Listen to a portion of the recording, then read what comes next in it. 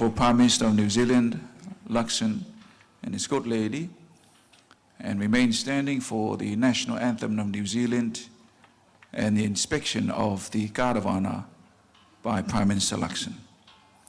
Ia o le ua leo toi mamao e tau no mai, ia e le malai nei, ia le fionga le li paalmi o New Zealand, le fionga ia Right Honourable Luxon, ia malona whaletua, a whai e tau no mai, le malai nei, o na utapale, ma le whaaloalo, le paia, o le walaudia, ina ia o tātou tūtula, ia o fio mai, ia e whapena fo i ma tūtula ia i pēr mō le taina, o le tangawai, o le malo New Zealand, a toa i ma le asisia, o le tūla i whaaloalo, le malo, e le fionga i le pālmi o New Zealand.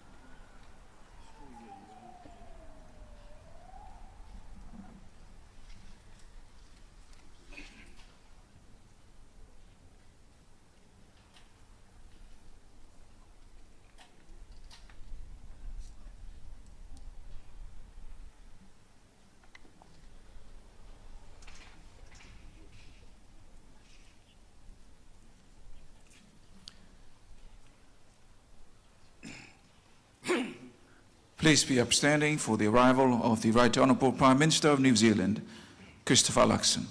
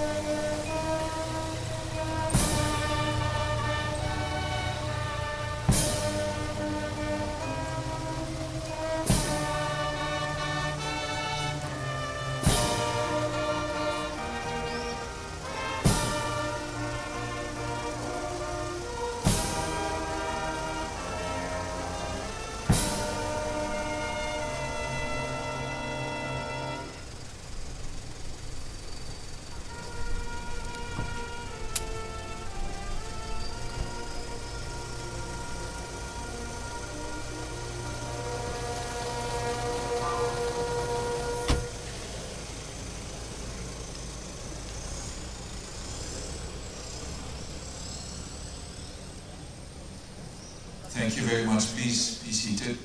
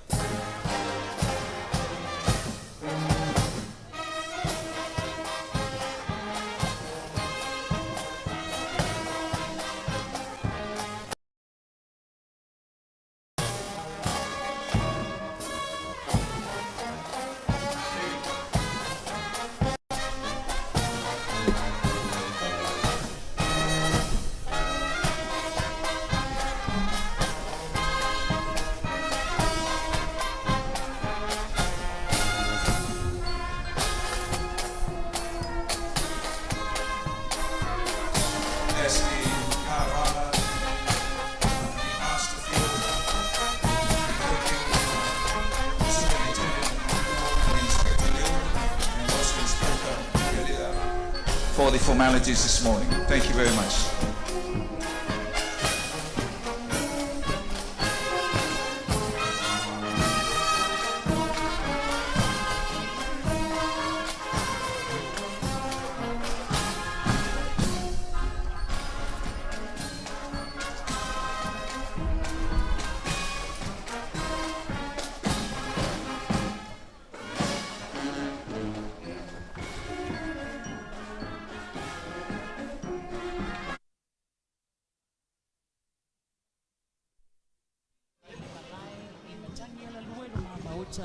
O le mauta o le malo le fo ia awale salinga loa ia mole whawhailoa ia loa ia o la fionga i le taitai o le malo New Zealand, Right Honourable Christopher Luxon e pei ona iai le polokalame o le neita e au ua maea ia le tula i whaaloalo a manu o le malo ia o lea uanga ia tu le taitai o le malo New Zealand mo le tapena ina mai ona la e awale whaatinoina o le ava whaaloalo ia po o le tatou wanga nuu matu masani maanga Samoa ia e whaafeiloa ia i le ava lea o loo saunia e le afioanga wapia ia o le afio lava lea o alo sina ma whaifale o sale valasi fio maila ua matua ma liu mai le whale tolu ma le venga le pama upu ia te oe tuisana o le afio anga wapia lea o le a whaatinoina le ava le leitai au ia whaatasi ai ma le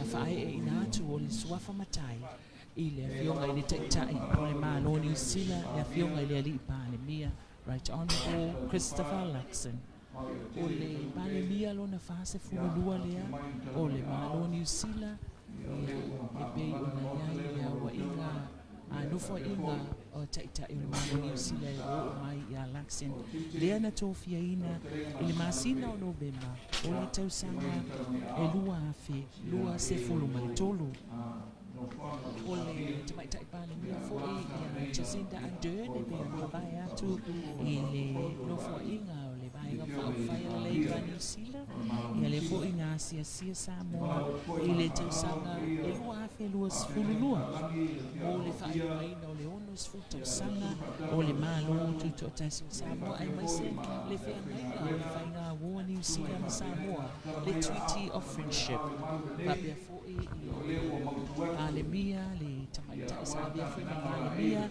ia Helen Clark ia le whaina Samoa le masina uni lua afe ma le lua fa se fulu tausanga ia o le whainga awua New Zealand ma Samoa ia ma le taimi o le whaingaina o le malo tuto o tasi o Samoa i le malanga mai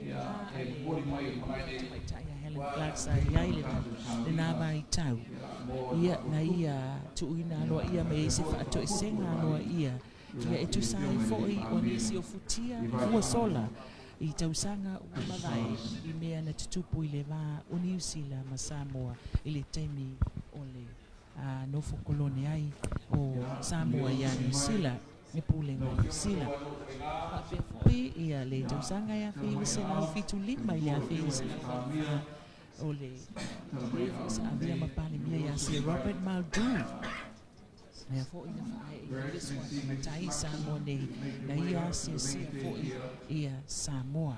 Ia o le talaanga le o tai o mālo New Zealand a fionga i Parelia i pai o nā sia ia o tātou watulu ia manisi fo'i ua na ai o le tūlanga na ia na o Samoa New Zealand e pai o na iai fo'i le nei tai au le alo whaafunga ia o Samoa fo'i le funga le aso le fionga i le ofisilio pulenga ia ngawhiri tō mai mano shem leo ofisilio pulenga ntanga luenga le pale mia ma le kāpeneta ia ma whapea fo'i o na whaala wiloa le polo kalame le fo'i o tāpena mai ia le aumanga a le afioanga o apia ia mo le whaatinoina o le ava o le wheloa inga le nei tai au ai mai se ia o le whae e ato o le sua whamatai o se whaalo alo a Samoa i le malanga mai ai o le taitai o le malo New Zealand le afionga ia Right Honourable Christopher Luxon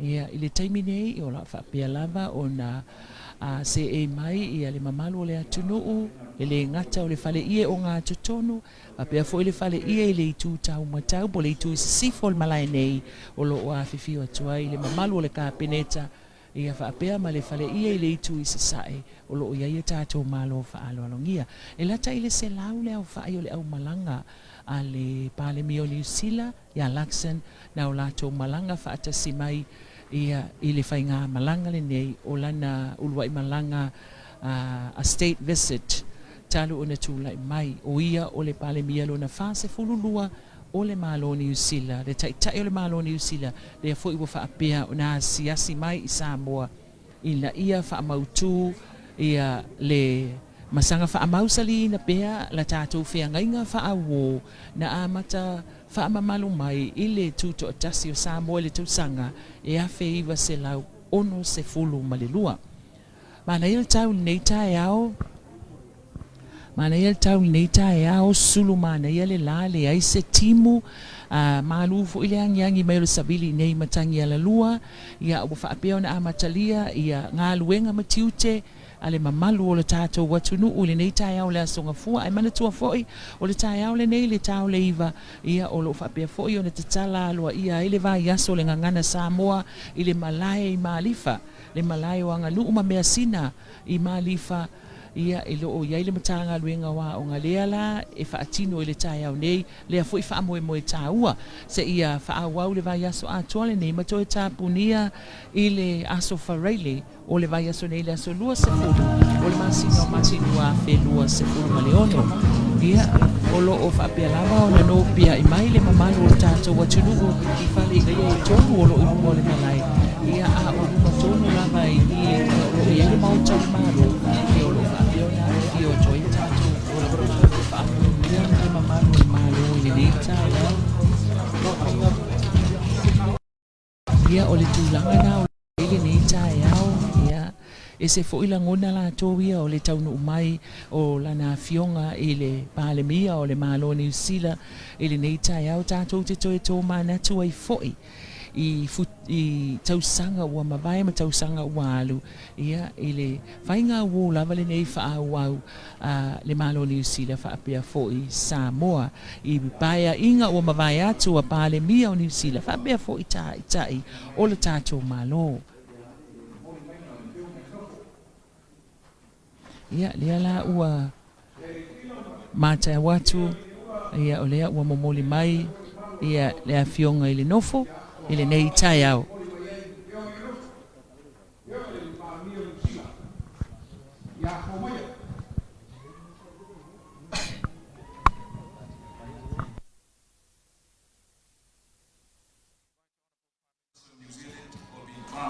bestowed with a chiefly title, is now making his way to the fields, led by the daughter of the chief of Apia, Fionga Elitino, and the ladies from Apia, Vineula, also flanked by the orators from New Zealand, accompanying the Prime Minister, Tofa Yamusu, Vach Tangata Malona Ainga, e whapea fo i le paia o le whianga o le tufanga, ua le whale atua, ia e whapea fōi ma le li mau o whalepolu. Whapea fōi le ftalenga e whamatuainu.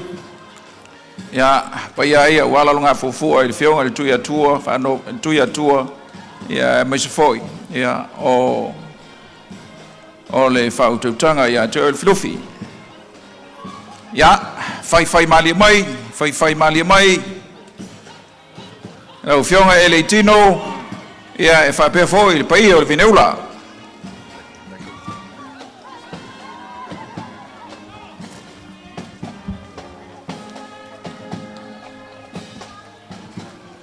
Whai mali mai e le tino. Wale ole lea. Pei o le whionga i o pia i o na tapau.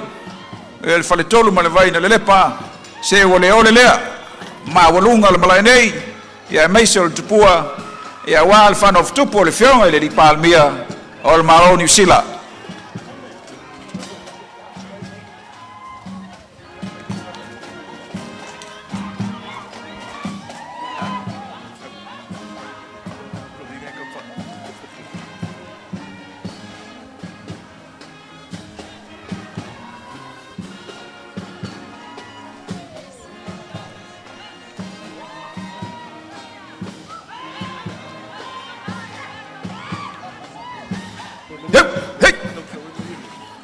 Wale ole lea, sau nanga le whionga e le tino, ia ma le pai o le vineula.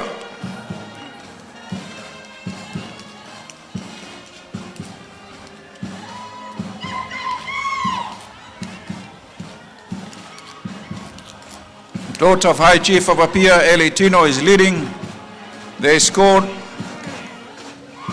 to the fields for the bestowal of the chiefly title to His Excellency, the Right Honourable Prime Minister of New Zealand. Also accompanied by the ladies from Apia, le mamalu malpai o le vineula, ia e whapea foi le tātou whaidi le leo.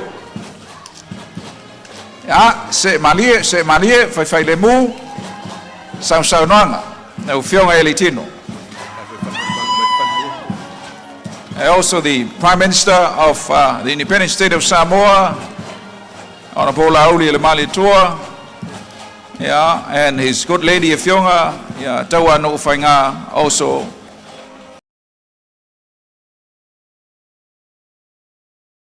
accompanying the Honourable Prime Minister of New Zealand.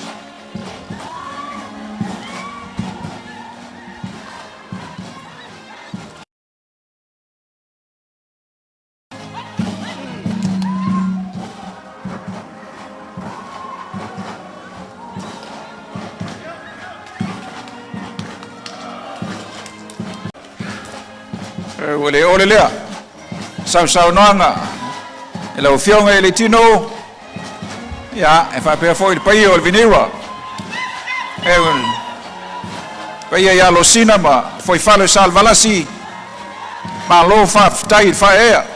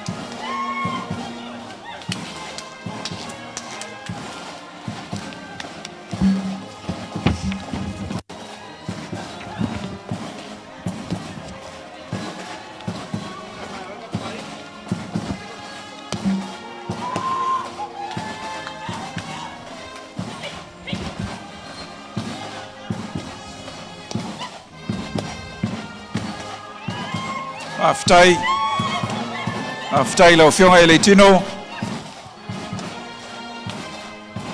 Aftai, pei o le vineula, ia e whapea foi ia. Alo sina ma foi falo salvalasi, whaftaiteli.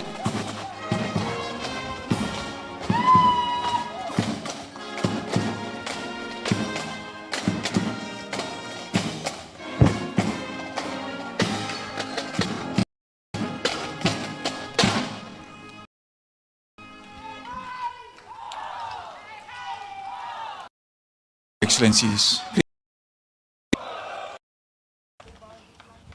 May lâu phiền.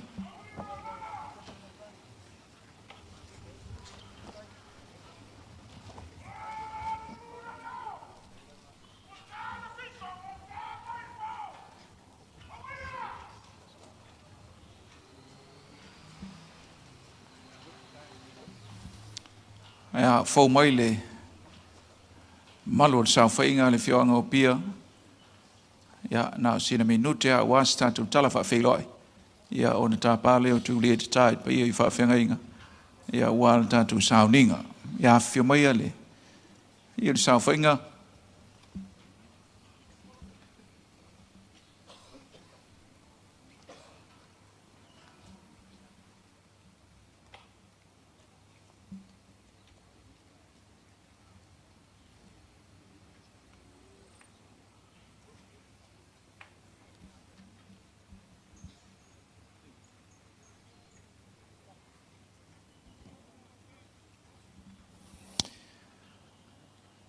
Ole wato ai poi ni toloto. O matangi ala lua le pia mau lunga le fainga malanga ma ya te roa. Ai ole le usar sambi. Usar vau. Ina wa afe de finangalo le tua. Tai mai malmanuia. Ele malanga malu ma ya te roa. Tuisinaveulumoto'Otua. Wale fianga walo sina mo foi fale salvalasi. Ia fa pe foi le fale tolu mo le vai na lepa. Ma tu fata alo fatu. Ele paia maulunga le o saudei. I matangi ala lua o le no fuanga utu le malo saboa. E fio ai de li palemia malana kapineta. Au Tuisinaveulumoto'Otua. E fa pe foi ta wese. Pa yesa wo le tudu. Mai lava ile mata sawa se pa ia film puletu e ia ile matu ta finga o le afata lolo. Sau tata yao o na fidi leo le tofa mo le fautanga. Pa ia o le fio anga mo mo lia le faftai. E anga tonu wai le nei yaso mo le famo moe. Pa ia foi wale fio mai le fio ngari palemia pa ia fale malo mato manatu o le afata lolo. Matau foi pa ia fale tala le lei le a fio tu le pa ia o fa fenga ngata langi e le fio anga o pia. Tau ia na matu fa pe atu. Ia fio mai matala mai ao e le famo moe le nei. Ia wal fa foto le vali ma fa fotupo o le fionga le li palemia ke a kunui ke a kuahi e raua ngatirama nau mai whakatau mai tēnā koutou tēnā tātou katoa. Duty to extend warm greetings to your the Right Honourable Minister of New Zealand, Christopher Luxon, and your good lady. Honourable Ministers and your esteemed delegation, Talo Falava, and welcome to this auspicious cultural ceremony for the bestowal of the chiefly title to you, Mr. Prime Minister, by the village of Apia, whom by virtue of our traditions, these crowns belong to. We will commence this occasion with our thanksgiving and the blessing of this title bestowal by Reverend Fatafa, Reverend Latu, and the members of the clergy from the village of Apia. This will be followed by the cultural formalities for the bestowal of the title and the other ceremony. At the conclusion of the bestowal, a traditional presentation of the Sua Fatamali in honor of your visit to our shores, Honourable Prime Minister of New Zealand, to be led by the orators of the village of Apia. May I now invite Reverend Fatafa, and Latu to lead us in our service.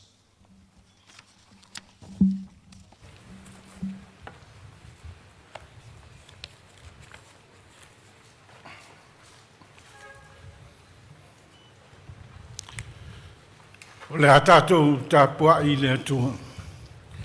Let us worship God. Our help is in the name of the Lord. The Lord hath done great things for us, whereof we are glad. O give thanks unto the Lord, for he is good, for his mercy endureth forever. Amen. Let us sing to the praise of God, hymn number 180 from the Congregational Christian Church of Samoa, hymn book. Se lauvalus fulul pese o la tatu pese ai.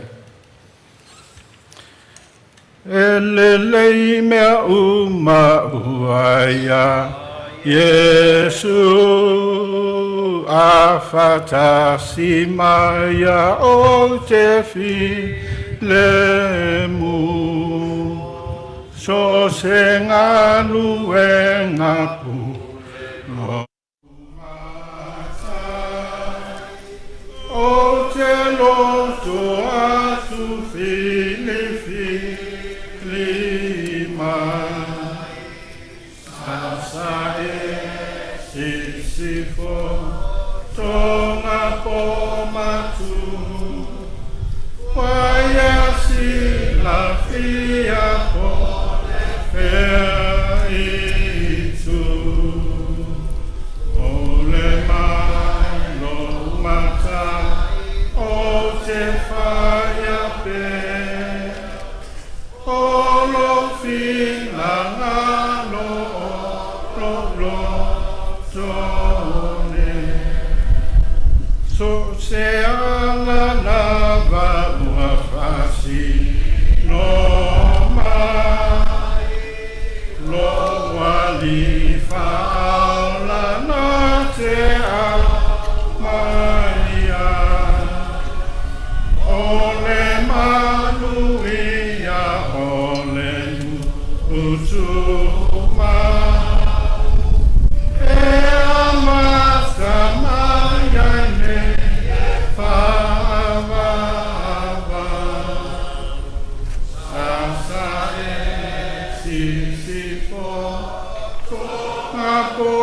Matu, waya sila fia pole fe itu, le mai no mata o te faya pe, o lo fina ngano o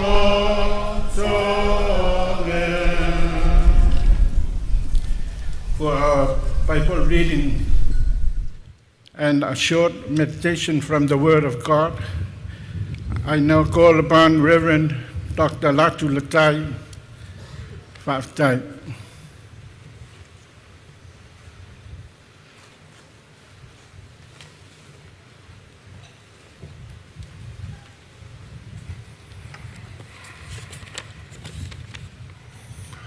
Let us hear the word of God. Our Bible reading for today's occasion is taken from the book of Jeremiah, chapter 29, verses 10 to 14. And I will attempt to read verse 14. Let us hear the word of God. I will let you find me, says the Lord. And I will gather you from all the nations and all the places where I have driven you, says the Lord. And I will bring you back to the place from which I sent you into exile. May God's blessing upon the reading of his holy word. And unto him be all honor and glory. We follow the International Bible Readers Association lectionary, or Tuisinaveulumoto'Otua. And for 2 weeks now, Bible readers around the world have been asked to reflect and to meditate upon the theme of exile and home. Whaaunua maleainga. The importance of home. In thinking about many in the world today who are without homes, people who have been displaced, forced to leave their homes due to wars, conflicts, persecution, economic hardship, natural disasters, and political instability. We think of many refugees, families trying to cross borders in search of security and safety for a better life. People displaced because of the many existential threats that are affecting our world. And we also reflect on how increasingly the search for home is faced with resistance based on fear, intolerance, and the lack of humanity. But today's reading from Isaiah reminds us of a God who cares for the homeless, who cares for those suffering in exile, and the promise that one day he will return them to their homes. This morning, on this auspicious and special occasion, reminds us of our forefathers and our foremothers who left our homes, our islands, in search of better opportunities in Aotearoa and in other foreign places. And now, Aotearoa has become our second home, and Auckland, our biggest city, and the All Blacks, our second national rugby team, and has brought us to this moment. It wasn't always smooth sailing. There were times when we didn't feel at home. But this morning, with the bestowal of this chiefly title on your Honourable Prime Minister Christopher Luxon, it's a celebration of the special friendship our countries have forged over these many years. And as we think of all the people displaced, homeless, in exile, in search of a home, in an increasingly volatile world, we give thanks to God for the gift of sharing, not just of our homes, but of our values, our cultures, and our traditions that we witness here today. May God bless you, your Honourable Prime Minister, Lauafionga Tuisinaveulumoto'Otua. May God bless the people of New Zealand, and may God bless our leaders and the people of Samoa. And in the name of the Father, and the Son, and of the Holy Spirit, Amen.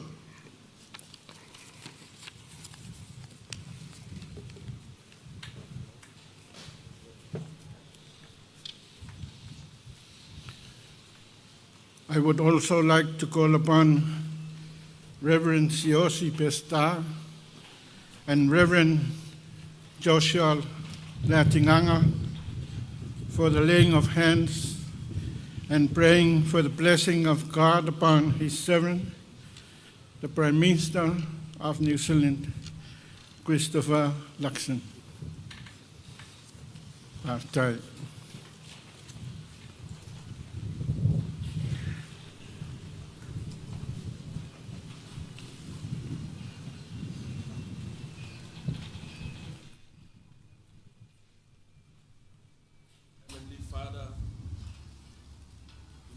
before your presence and the throne of mercy and grace, to uplift it, His Highness Honorable Christopher Luxon.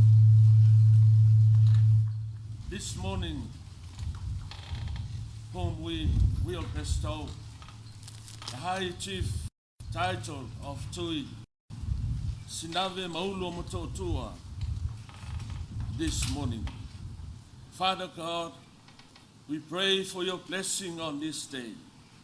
We pray to grant the wisdom of Solomon so that he will lead with wisdom and also to solve conflicts and differences. Give him the heart of a servant to serve with love, honesty, and also humility. Father God, protect him from arrogance. Give him the wisdom to guide his steps and also to lead in integrity. We pray so that he will lead his leadership in peace, unity, and prosperity. We give you all the glory and honor to you, God the Father, God the Son, God the Holy Spirit. In your name, Jesus, we pray. Amen. Amen. Thank you.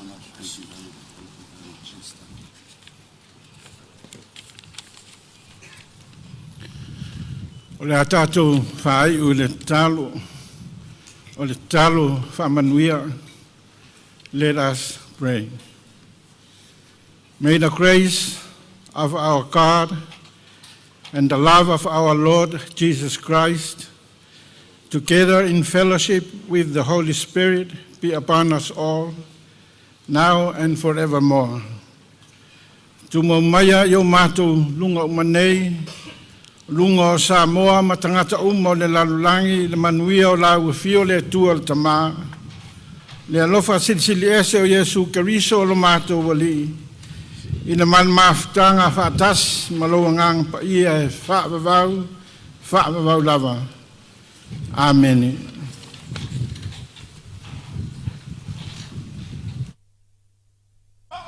Ke kea! Maoreva wa uma wa kapera fa finga ko anga la fainga luega ko kofi le kua. Le fa polo ma le fa sangi al fa kai le kua. Ka ko ke vi lo nga lofa ma lo nga le lei. Wa kala ma le langi le mamalo le kua wa fa di foi. Le va gi mangibo nga luega mambanga ao. O pa ia ma sa singave mo lu ko kua. Le fia ai le kamalo singa le kamakawanga. Wa pa ia pai ma mamalo. Kau wasa mamuli vai, malasa sava au ka vai, mga kai vai. Afia nga mamaka ya fia foi falo la inga salva lasi. Pai makua mainga. Kau si va kere skalainga le far kolu, mal vai ngale lepa masunga ya ku samau. Oia pai lava. E maka fusi mafua kamu sai pai singave bol makokua. Awa inga lua mal mafua kulo le fale vai maunga. Le vai fa mai. Imaka fele. Ora fio anga le maka. Oe lo pai ai upo le kungu e fio ai. Ile a fianga le ripa le mia. Ora ka male ole kungu. A fio mi skar ka pengeka. Pai ala vai ainga makama o ka mafoi mo la ko ainga. Le usanga pola makumu ai ku au mala ka ua. Ainga le kai mo le va fo ki. A ngai ka ya o famo mo ka ngu. Ole la au ole soifua. A le vo ka ko fakasi. Ilu mo le ngu. Ma le fale vai mo fa. O le fale ngalo fai luma wa le fai ngamalo. Ngo pu fai. Ya ngai kaiao. Le fia mai makala mai pa wa yanga. Ai le pa ia le malo. Le fia mai le fia le fongo. Pa ia le vale wa le fia le kamao le kungu le fia le pa mia. Le sui pa le mia mar ka pengeka. Awa le kaiao. A mese o le fa lo alo ngai kaiao. Awa le fa fo kopu. Fa fako le vali la fionga kui sinave mo lu ko kua la fionga le ni pale mio malo ngisila ai meso la fainga malanga e kai mai yo ke se kanga malu se saili sanga for fale polo ngengu awa le fa fo kupu ngai kayao ulai sabanga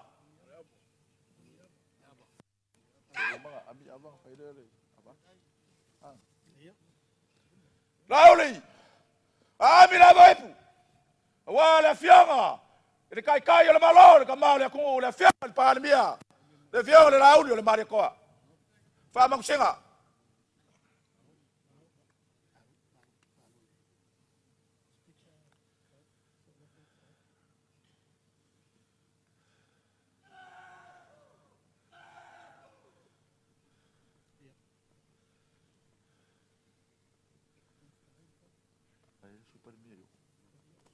Ami la vaipu.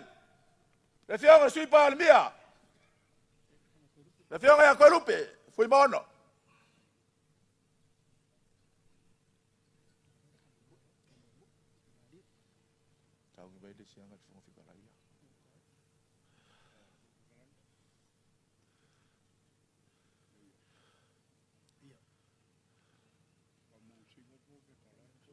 Ami la vaipu. Le fongo. Fianga le fongo fikalai. O le mau fongo Samoa. Fa mangsenga.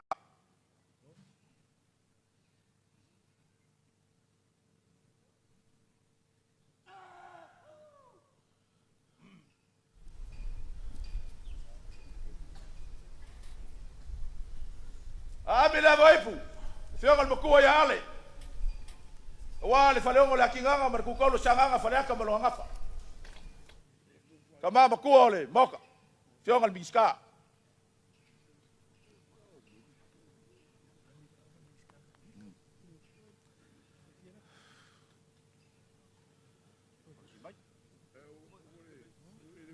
Ami la vaipu wa. A fianga miska ole. Kapingeka.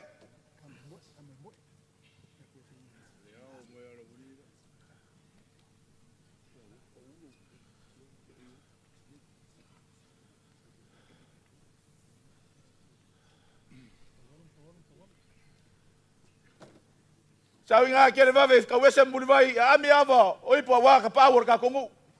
Fianga foi falo salvalas. Fawalo.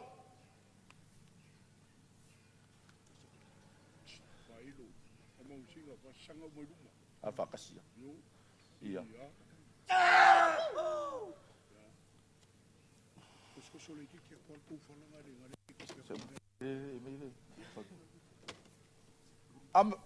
Aval farkot. Kulfunga. Kalengal venga lepa ya farsi.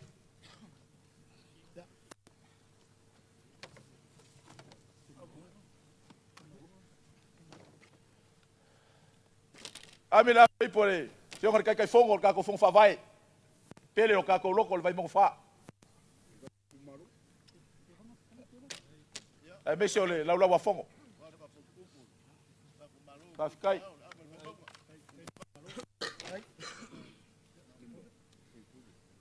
Ami la vaipu. Falanga, la foi luma le malo, kamal malo. Fianga le fai pole. Kalenga ya lima.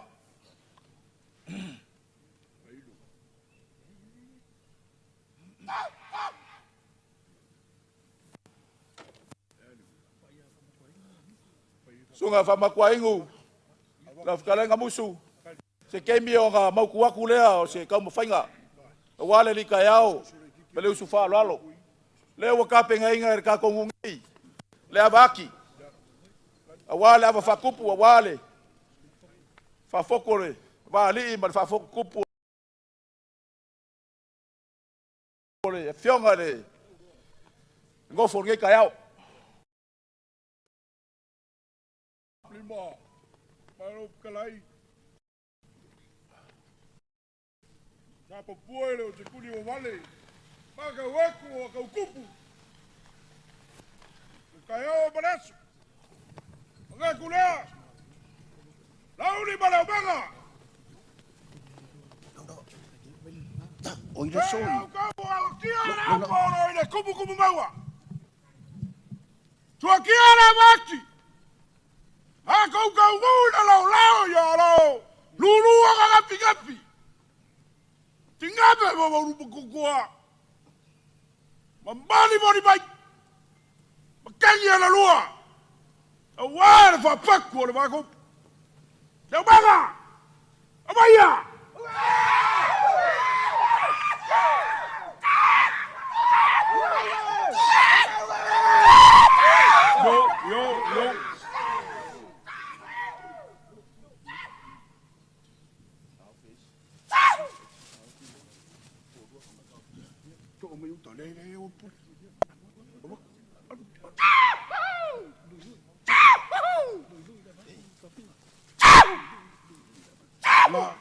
Nga to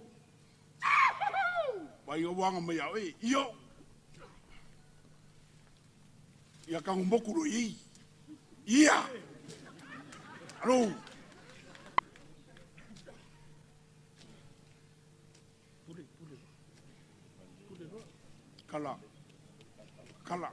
kala kikia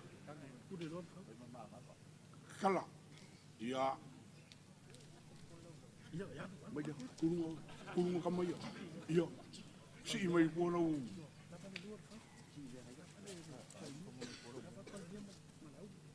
đâu đến đó con một cũng sĩ con một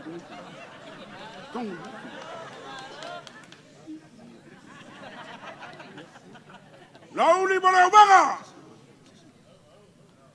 mà là bao lâu awal kau boleh fafakum dengan kingau kau gua kupe polis yoi kala la kajira abang kapu lawa piaga kau yang tinggal memang bukan gua kau le show kupi kala jira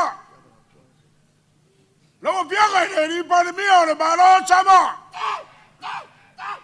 lalu pakai kau le lalu le paling mengi ya pun pikiran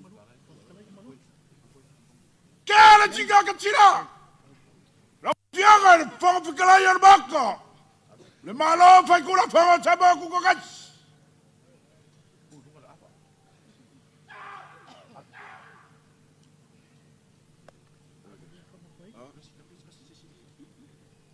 Kau di siapa? Iya. Akala kacila.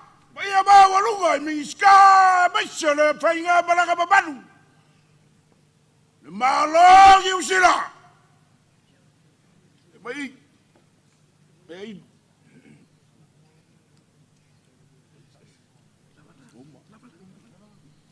Timba. Kalau mau kuaku, pamoy le show.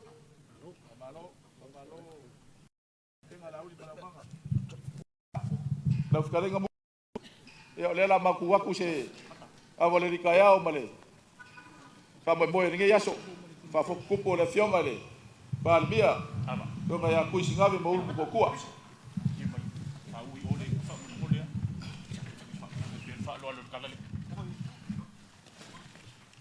fa ui o fa mo le si ave fa lo lo kalale ya le ku anga o fa mo fa u mai le ku la ha ai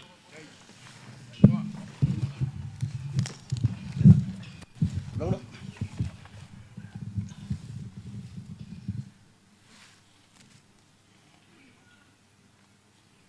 ua longo ese ai longo fekelainga ese fo i lo ka ku kai au e pei o le ngoi ua ko malakai mai ke kausa inga wawala au fa kasi le ngoi ua fa walo le ngai ke kausa e leo se kaua o lupe vao e peo lingoa ipo se umangukafa ngai ke kausi. Au a mangu fa ifo mailangi le ngoa ipo a kupuola ngai ke kausi. A fesili pe ai sea. Leo mai au ngasi la au nga kofi fo ngaa e peo lingoa ipo a lau kapa uka. Mga kulea au mai a maa ngavanga pa ie fai mafolasanga sumako upu. A wale kai au maleasu. Kulonga ia le kupua mal malai. Kulonga ia Tuisinaveulumoto'Otua. Kulonga ia le likayau malusufa loalo. Le likayau mai o lau fionga. Ile foi fale o salvalas. Au se e kai poi foi a lo singa. Au se usufa loalo foi le fale kolu mal vainga lepa. Soia kuli mavave a wale e kai poi. Ma le likayau le fionga le kai o le maloku kokasi o Samoa. Le lau ao e ange malai filongia lau sunga i le lauli o le mali e koa. Au se li ka eo foi. Ale ngo fo aming ska. A mai se foi o le lave lo le kala lea. Wal pa ia ma walungo le fainga ma lo Samoa. O lele foi e fa vai lolo. Leo lo se e ngo fo le kungu i lo fiongo le fonga fikalai. I lo kau kalanga a koa. Kulaunga ia. Kulaunga ka eo maleasu. Ava. Lengo upo e fai au lau fangua. E kale liu ai lilia a fesili pe ai sea. E fainga kale la au le fai mai a ui e kale le ngafa. A u mia sa ili pongai. Ai ei le whakau waa. O le au le au kala kala inga le fue la velave. A waa le kala anga o le la au lea. Ma fue sea e le au wa o le whale koru ma le vainga lepa. E le au wa o le kala lea. O lo waka ui ei upo sa moa.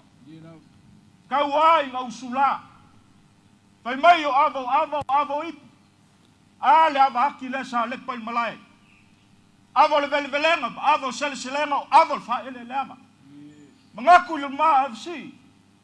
Se o ava ngaki, o ava ngafala, o ava ngafsi kai, o ava ngasasa, o ava kupu, o ava papa, o ava ngamoengai, ava ngofa. Ava ngafanga ngasua wale ngaluenga le kua. Ava sa fa pele a waku mua mpule. Ava sa fa polo.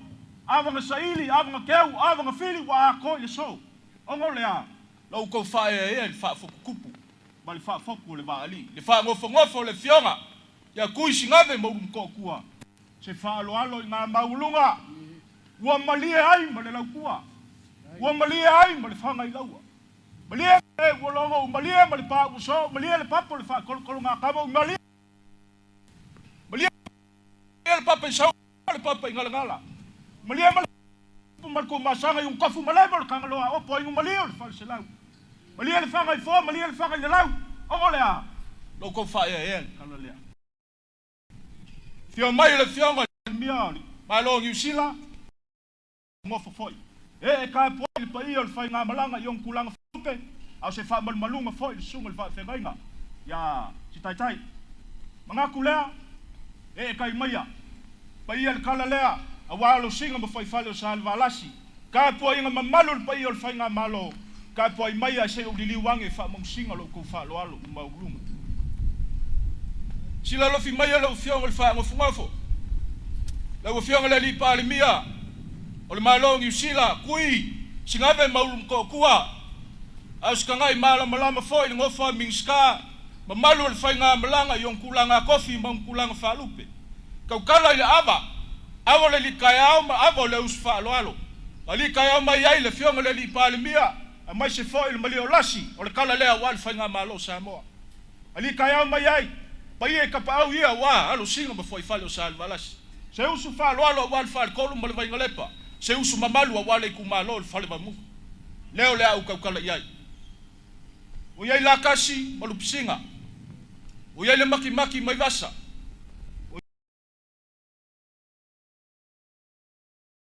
Iei la fiku ma vai king sa. Iei le lau ava mua nga fola i pule le.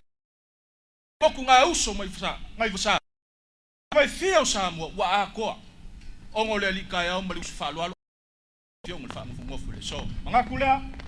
Le a whai e le pule wa lava ma koi. Sa ui le vai. Mai au nga kupule. Le ingaki o le kangoa. Ya. Kaua.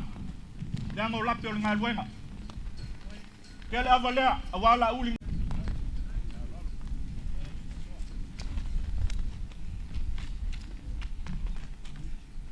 I mua me mka usa. Le avale langi.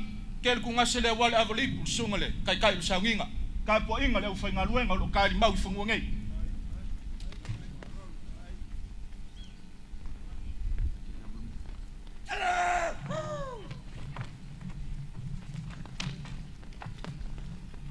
Kunga se wale avalipu ile fionga ya Tuisinaveulumoto'Otua wangi foile kofi mio malong sila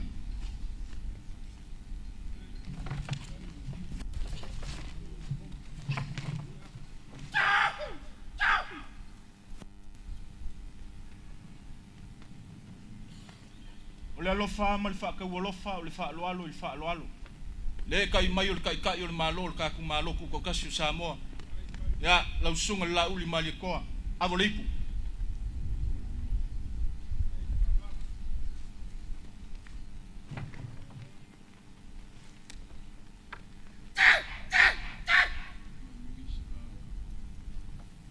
Avo leipu. Awal ka po inga le ngofo ming skar fa ngamlak.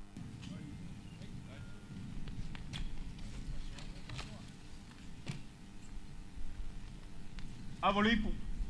Warka po inga kapau lele lo e mai le fiong ia savai.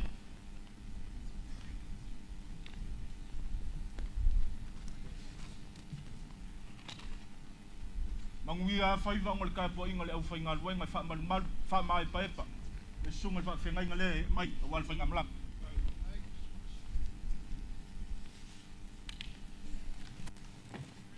E nga vaku selangong kai mi usola. Le mai maku mai kau mal vai leo lo se e ling fo le kungu lo fiong al fong fklai avolipu wale mai lo fiong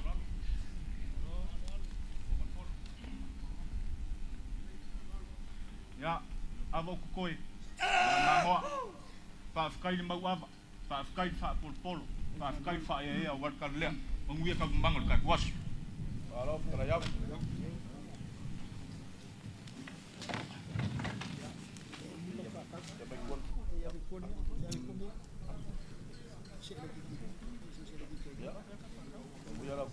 Yeah.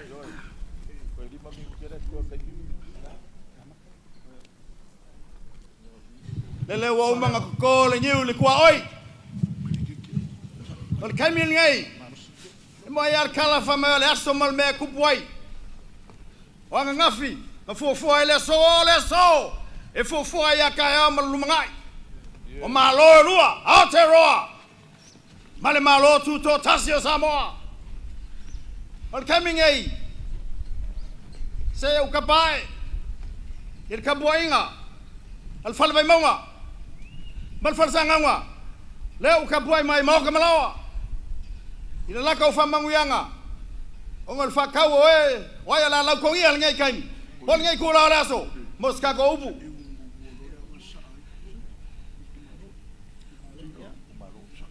o ke le liwaku le ku malo vai mo fa le alu lo al fa ka al fa ko lu mal vai ngalepa pe ale ai le ko fa manguyanga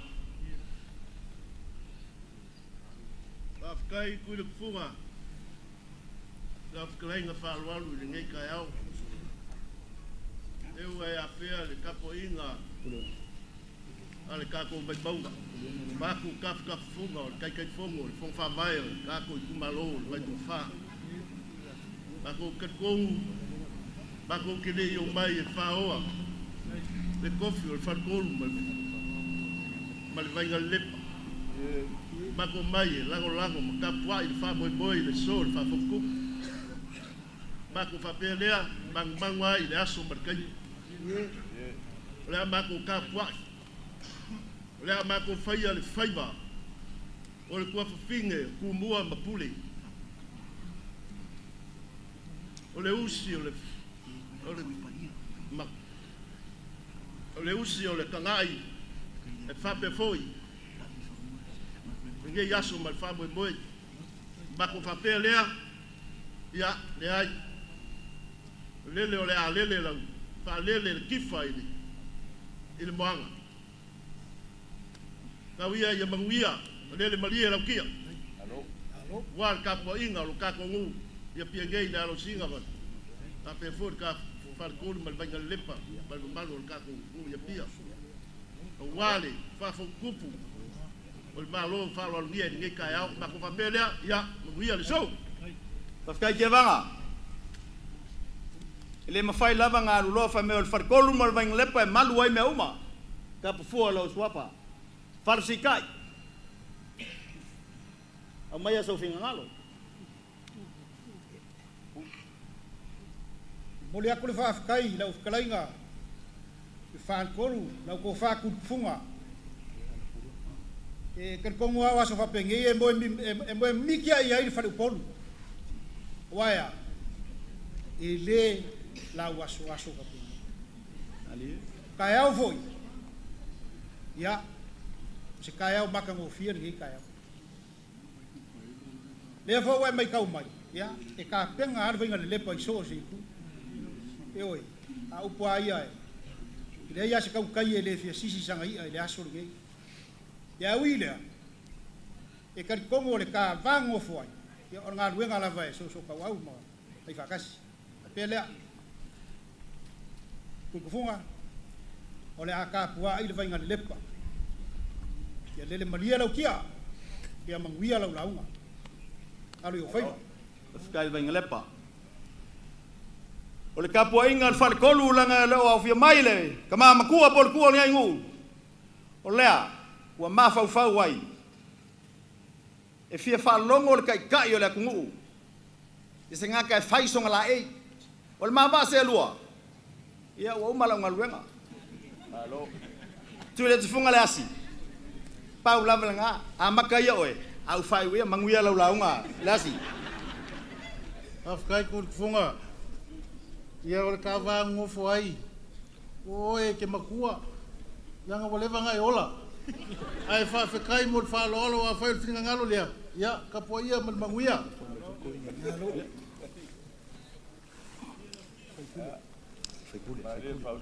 Ya. Ai le I yalu lole mako sa. Ya wa nga fe aku. No fiona ka mau ka ko ku malo lo sunga le li fai pule. Ya o mai sa fa mau yanga. Ya. Kum ka manga ka ku fa mo fai. Fa kai. Fa mo mangkof.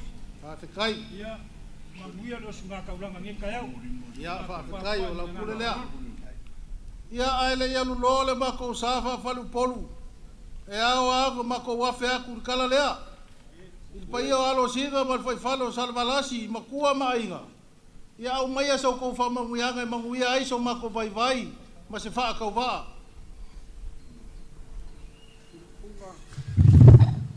Wala.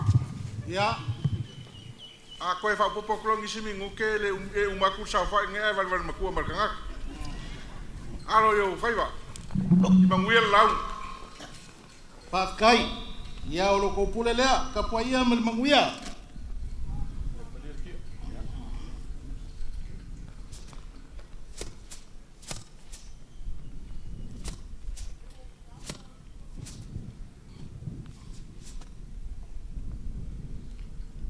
O lea sa kai lalo ngei la ia o le ainga sa saumangi si maloa mal fa kau pa ia. Awa se o si kaulanga o le ngei kai au mal fa moe moe. O lea la walu suanga le bakele.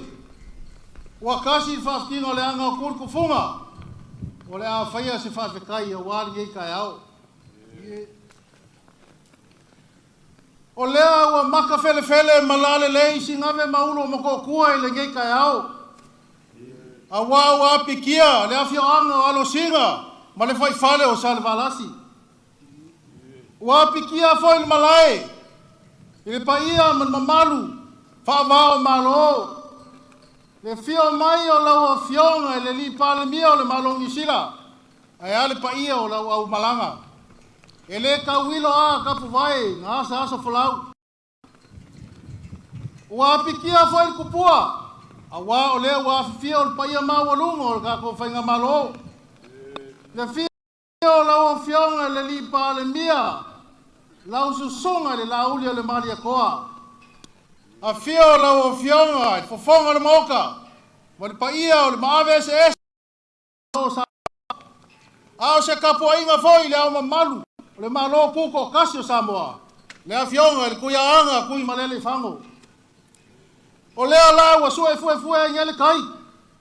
Awa o ku sam fainga paia mamalu sa kua fafa o Samoa. O pa ia fale malo. O pa ia fale akungu o Samoa le akungu kofi.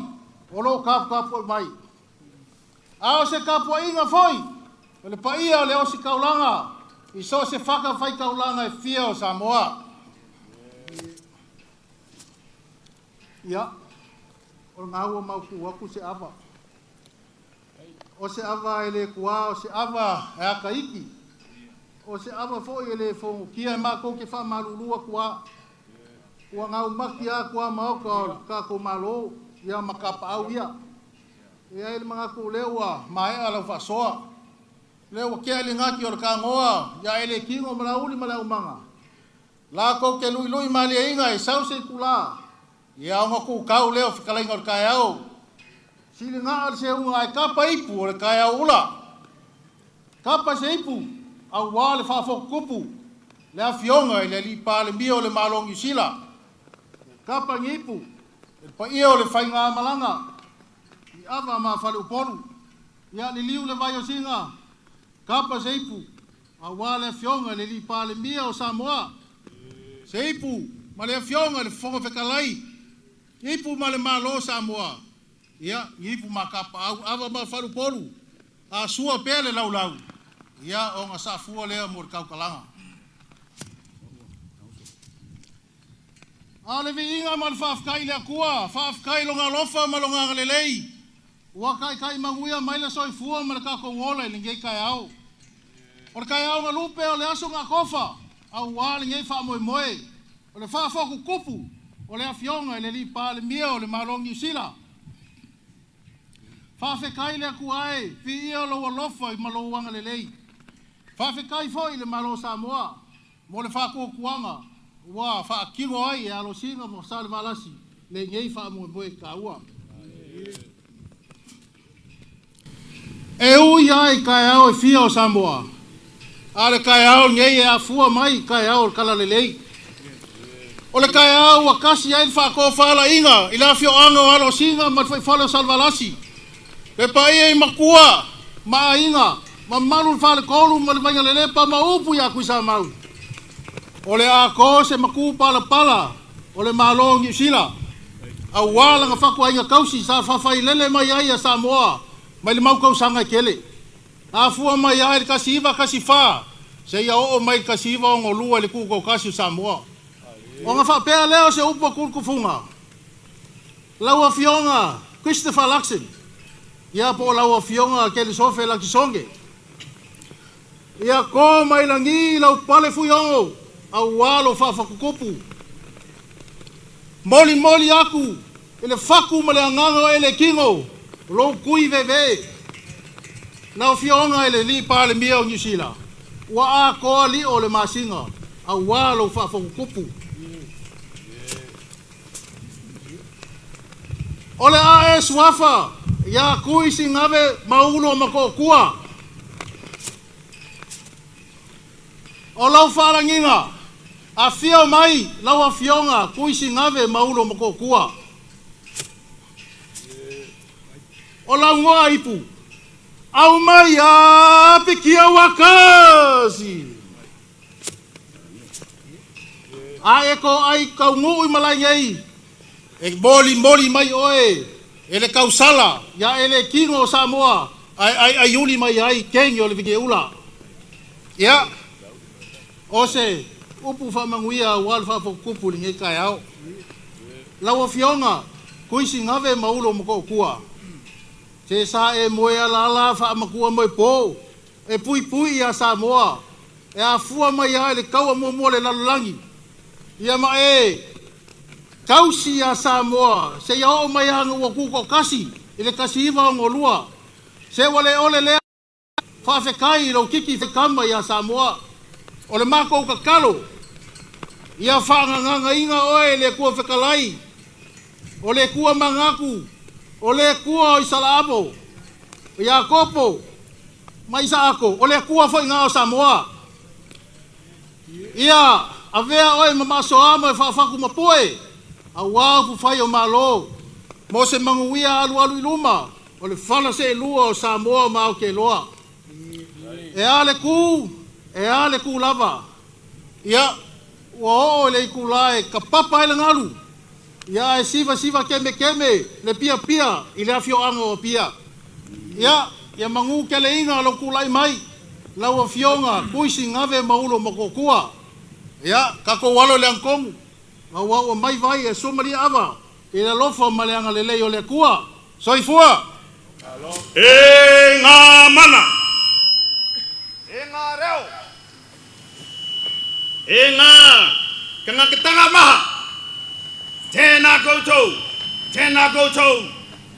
koutou katoa This is the day that the Lord has made, so we can all be glad in it. Your Honorable Luxon, Prime Minister of New Zealand, distinguished members of your delegation, welcome to the independent state of Samoa. Welcome to Apia, the village you will be proud of. Today, we receive you with great honor and heartfelt respect from the man himself and the people of Samoa. Honorable Prime Minister, Laule Male Tole Ote, Fosi Smith.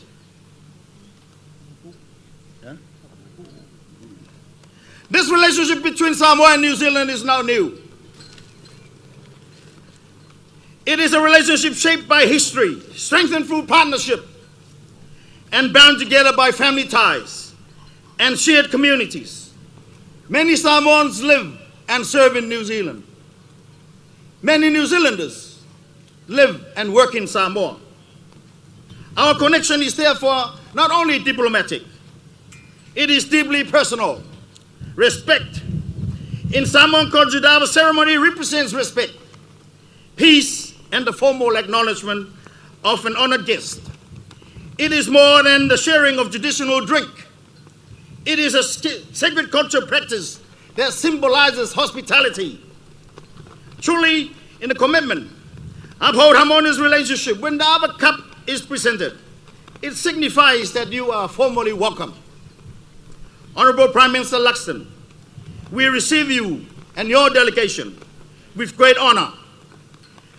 May the bond between our nations continue to grow in trust, cooperation, and enduring relationship. We trust our visa request for all the Pacific Islands and granted upon faith from your administration. Tuisinaveulumoto'Otua, this is your time. Manuia lo tulai mai. In other words, water is bitter and ava is sweeter. In the name of the Lord, Amen.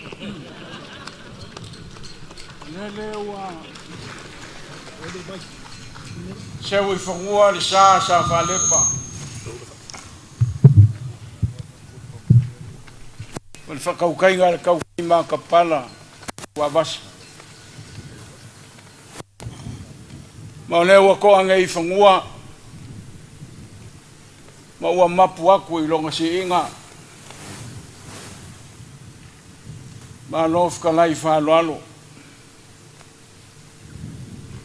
E inga ngei le a koa kanga o le kakusiva. Ia o ngā whaika winga le o le whainga malanga. O le ifo se mga koe umi se kala. Langa o laia la mai le ngofo le mea paolo ai mama I ai kakou I le la. Ai o singa mi nguke a. Sei sila whai foi le whainga malanga. Kia o ngā whiaku leo lewa umanga whail kako launga. Mosu. E le whapea a makua ska ngaka o ngā whalo loko le I songa manga. Le anga o le whilinga le malongu usila. Ngā kukusa le whilinga o ka ua. E le ese se whilinga wao. Au lewa o iloa. E kei loa alo le kangaka makua. O lewa umanga whaile kako launga o le kai au. Ai ngā o singa wha o popo ai singa lua se kongi. Ia o ngā alo le ileang kongi. Ai kakawanga o fsili aku. Nge ike e wa lili wako e whaise kala. Ai le olo finga ngalo lea malau whaupanga. Ka ua kasi alo ka wa langa lufi malonga fale akua le au mai al malanga ferno ia il fauka o aso nge ua kakala me au ma alu fo ia me nge le ia se me o ia ia lo fal ko inga ma kanga pe si ke fungala au pe ale sanga me fa ye nge le so ali ya so pa u lufi kai wa ape mai usa ya le nga maulunga nga pa usu Kau ikulang ole loko ifale fa fale aku. Ya ole kau e apo yu au ka kwa ifale aku ai ku fa ma kilkila ye la ngai. O fai kau fu isi ku ole mau au ko inga. E a fu mai maunga manguia ka. Kai. Kilo la i le lau au sing singa. Mai se fu il ka po inga le. Au fai nga luenga le. O i e mau ai mangu. Ke lo le aso le ngai. Ya a va pe o ke alo e fai se kakala. Ua kau lua i le kunga le saufa inga le. Ye. Au ke kaliko. Ya, walanga kau makala feu. Ya, ole kalifua kau. Ya, ki ole kama bangi, le sungu po ulu filufi. Tenka ole kumua, melalea. Na uwalu i fai ole fe poma uka tua. E ke le manguia i sa ukala. Na uka kakalu. Le leo i le kua. Whanganga inga lo fonga. Kai. Ya, wala ka kukaulango le ausi. O mamanga. Le ka tua ingus. Le ngang whaalwala. Kai musu.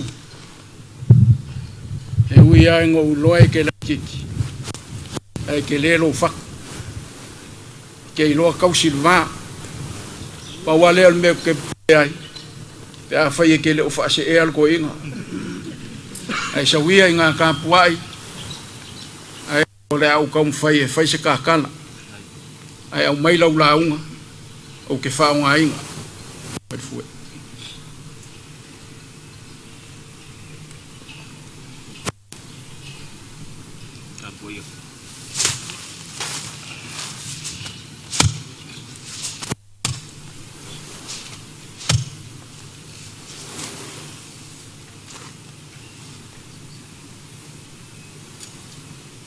O lea ua kasi ngei le whau kaukanga. E ui ai ngā ua le whesilingia le ngofu. I au ke karikongu o langa ko wha lea ua maa whakingo. Whingā ngalo kaleinga i a musu o ainga o kumua, ainga o kupu. Le a whai al koe ingai. Whaaleanga kongu inga le kai au mamalu male aso o maulunga. O le kana lama e whai le kua mao le kongu mai pea. Wa e kongi se seunga langa kila wa papulou le kua lima. E wa malo whai. Wa e whe kalai a waa le malu kawe o le kia lea ua malu ia. Ma wasa moa lea ua kiki kongoa. Isi ngave maulu makokua. Aya makangi a lua. O le ngofoanga kuku kongu o le malo kuko kasi o Samoa. Kule kufunga. Le kua mai foi o ngai ka penga fafo ma fale wa pa ia o le malo o wa le pa ia o Samoa ai ali pa ia o le afioanga ko le kufunga o le akase e lua i lo sa pa wa o lea o lau whakupu ma lau whakamari. O lau kali nu mawhare a wale fia mai. Le fionga le li pale mia o ila. Pa ia o le whainga malanga i fionga mingi ska. Ma ka ngā luenga i fia o le whainga malongo.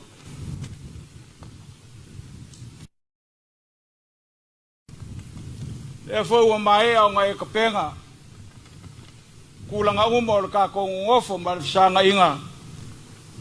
A mai le ngai whai mo ka ue le so. O lau whakupu, whakalai ei mu. Le ua whai ai le ngaki o le ka ngoa le au manga o ko whinga. E lui foi e le kausala le whaia le kingo. A ma ea le lako ngā luenga pa ia. Whailo leo le ka au. Ka pa ipu. Ka wasu ava. Ya kapa ia se ipu. Wa fionga le ripanbia ya laule le marikoa. Ka pa se ipo wale sa fainga o fionga ya limingiska. Ka pa se ipo wale fionga le fong kalai. Orang foku kasi o le palmenge Samoa. Ka pa se ipo wau ka pa awi. Fal kolu mal venga lepa e ui ai ngale ngo foi al ngo foa. Fionga la lo singa. Langa ka ngafa kamba langa kupu. Ka pa se ipo wa foi fale o la inga sal baras. Ka ma fa se ava mal fal kolu mal venga lepa. Ama e ala ngai kuol malai. O ngale liu mai leo alo le lupe le kuol malai. Ka pa se ipo wale fionga le ngofo. Le fionga le Tuisinaveulumoto'Otua. O lo pale ua ko ao, ma lo se mua. Lau falo alo ma lau kupu. Ka pa se ipo wa mi ska le fainga malanga ma le fainga malo. Ka uma fa se ava wal malanga. Ai ese sua lofie koe. Maria le fa soa ma vai lua ma le ngai ava. O ke fai masui o le malanga mai au te aroa. O ke momoli aku le whawhikai le fio. E le kaunga o fia lau kofi ngā mai e kua.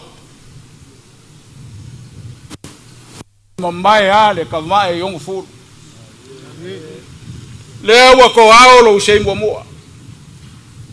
Wa e fa e pāni mia o le malongu sila. O ainga mangaku. O ainga I ilu. O le asi le fale o aso mua le maunga. E whainga ka o ngā ese se vaenga o lo kofi. E whainga ka o ngā o ia o mea singa.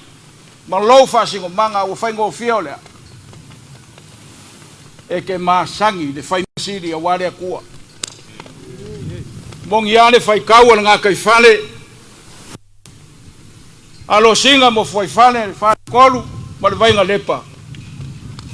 Wa mangu a le kifa o lo mo I mea siri. Wa e whaka whao foi, fi ngoko le mo ngauri. O ngoro sa ili mano. Le so, lau pule lea. O kalia mak. Sa paya wha kua lele le fionga le li pāri mia. Ma le malongu si. Lau whalo alo ua kaukupu. Ua kaukupu. Ua kaukupu. Ma le whano alo. Ua kaukamali. Le aise mea au aoa I le kua. Le fioanga. Se vaenga o kofi ua koe sea. Whao popo le kua. Pe ke wha ngao. O le wha kumu le ngā le kua. Wai le aise mea le mwhaia. E le kua.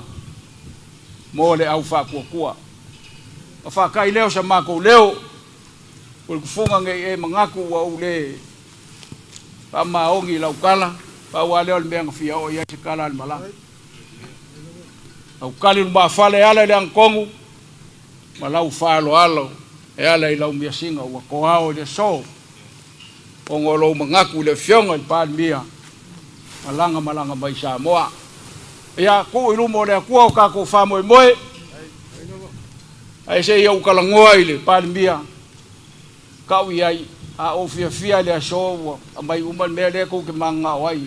Kou ke o kufoi o. Ai se I mao I ongo whai a meilo se whai unga mou kou. Mangui ol kako waso kako walo le angkongu. Mai vai. Ma ava. Ai sua malia I le alofa o le kua. Ua kuere whangai fōa se lia ul whangai se ngai keo. Ua le whawhau kupu ma le whawhau kori o le whangai a Tuisinaveulumoto'Otua. Ai le pai a le awhia le au malanga wa awhia mai makala mai ao. Kena mai kena koutou haere mai. Le ala wa I whangua le ngaluenga sa whikai kunga iei la uli ma le au manga. Sa mea kou sa iria se lau. Leo maka wa mia lau ka muka fenga lau fisaile kui mangua male kai lunga le vasa mawaile kai sama leo mai fai ele ngaluenga ngai kai ao sama ka wa mia seipu leo maka mia leipu ngai mangalifa ulunga ka gifa le ukoele maka fa mai asu ele pa leo mai ka wa awa ipu le kai ao fisi fa maka wa mia se vai leo mako mai le vai penga ai ku yanga furfuru pa yanga fai aku wa pa yanga leo mai su yele ba kauke mala ba kau maf ale fau leo mako ami le fau le lawa le fau ngai kwau leo mai lu yele nga kongo le kai ro ko leo mako fa ki ko yele vai male la nyama wa male lu penga la uli mala manga la fa ngai mala wow sila wa bato ulai sala we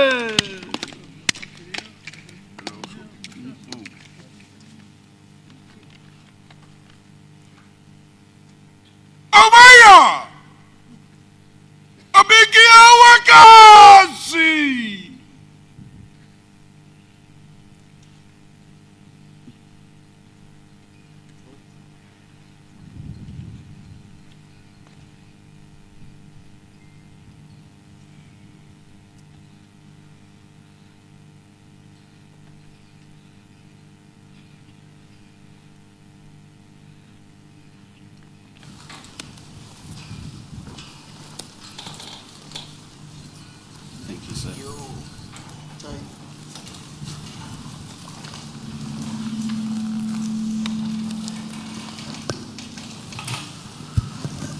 Talofa lava, kia ora, good morning everybody. It is a great privilege and a tremendous honour to be with you all here today.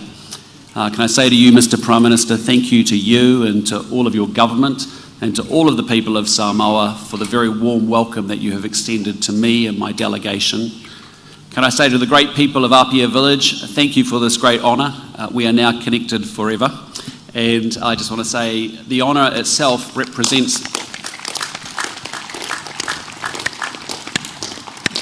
I think the honour itself represents the very special bond between our two great countries of Samoa and New Zealand. As has been alluded to in the speeches today, it is not just a relationship, we are family. And we are very, very proud of this relationship and this family.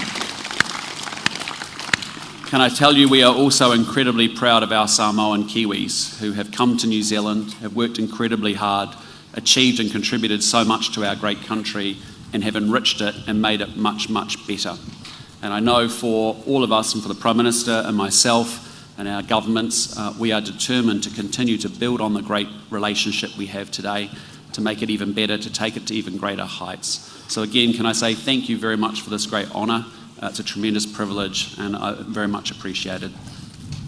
Manuia.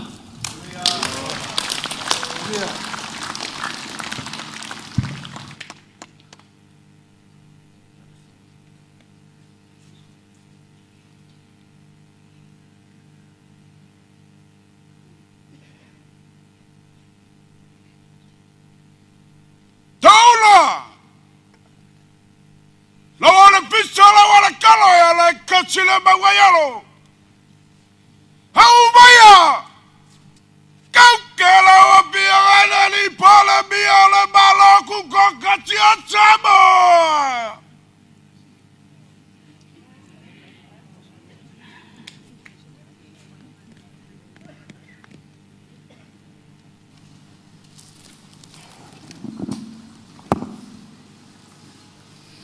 Chai.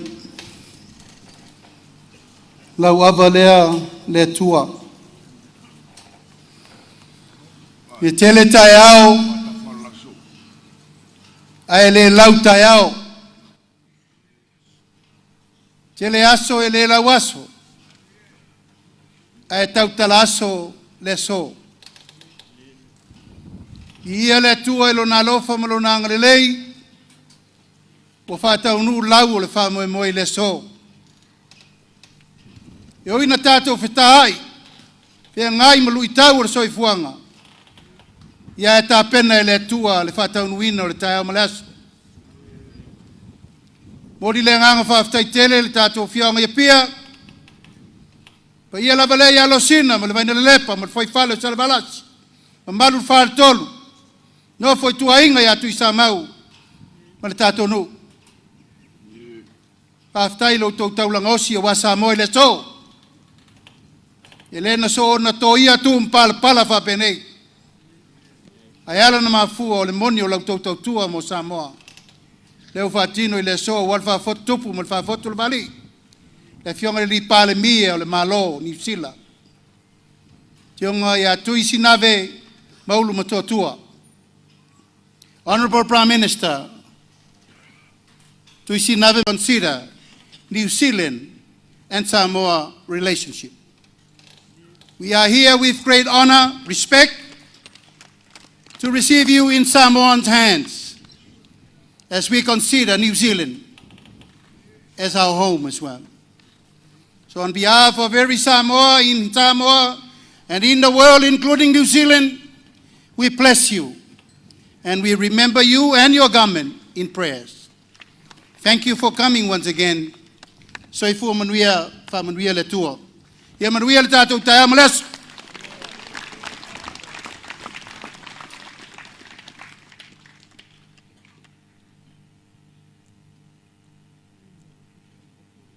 Lau sunga ili tai o le tauninga. Au mai a kau kia lau susunga whatapana e pu.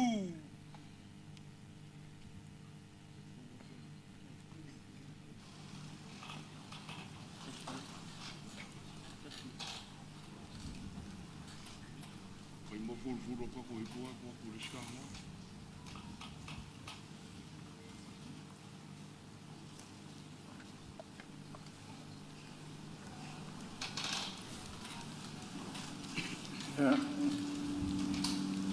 Amalea le tua. O a mea ua lelei, o a foi mea ua mātango fi. Ia vele whaima.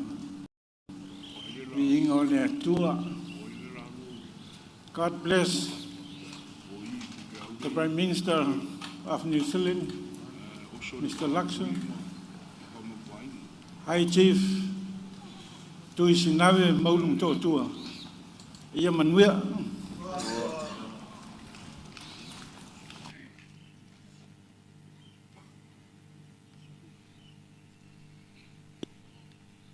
Reverend Wetaita tau moe peau kina hoi vei kune.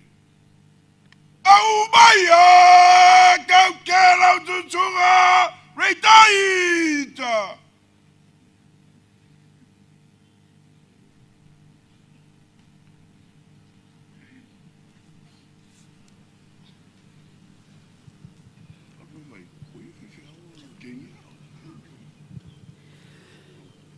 Tulo le aval le atua. Malo pule whawhetai alofa. Tatalo ia manuia Samoa. Ia manuia na. I he huafa e tamai, moe alo, moe lau marie maoni oni. Emeni.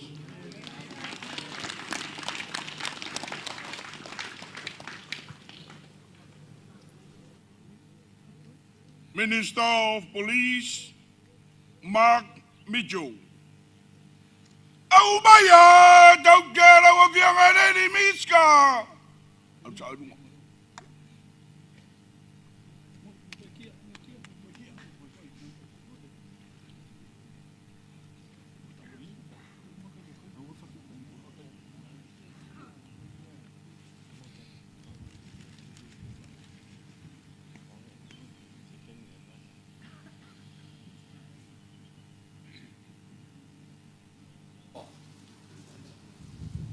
I love Samoa.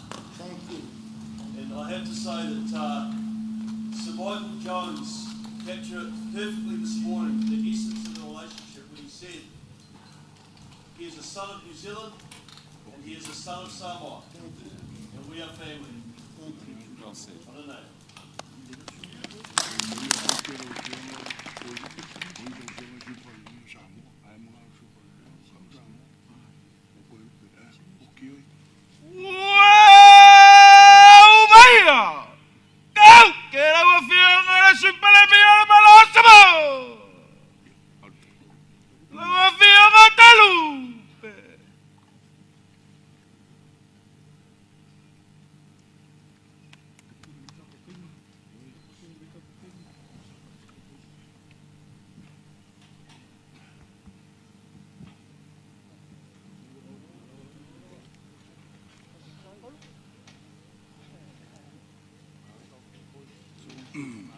Tuisinaveulumoto'Otua. Honourable Prime Minister of New Zealand,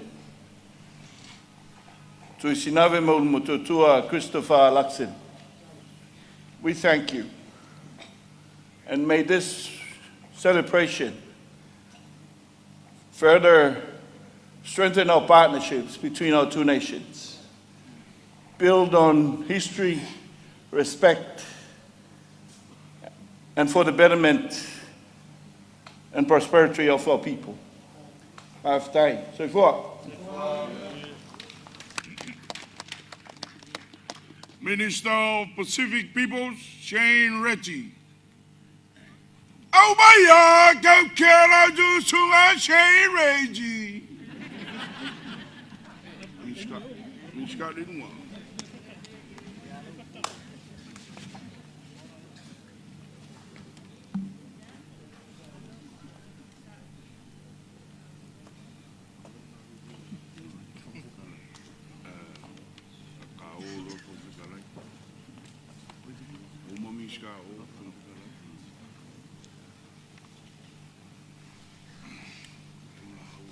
Te reo Māori, ko ia te timatanga, ko ia te mutanga, ko rori a tāna ingoa.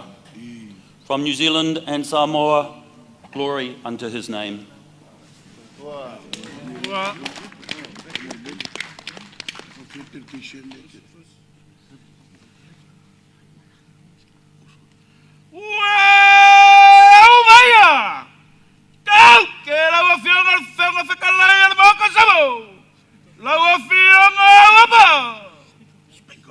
Speaker of the House of Parliament.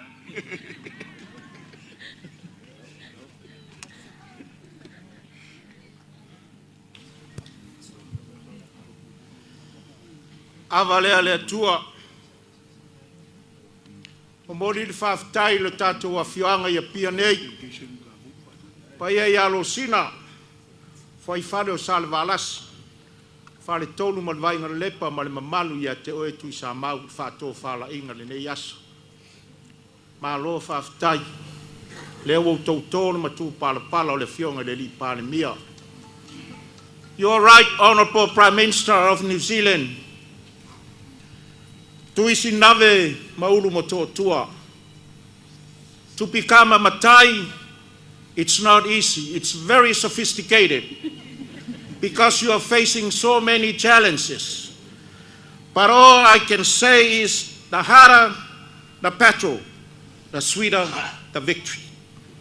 God bless your Honourable Prime Minister and dedications from New Zealand for your future endeavours. Manuia. Member of Parliament, Tim Van der Molen. Hello to Tim Van der Molen.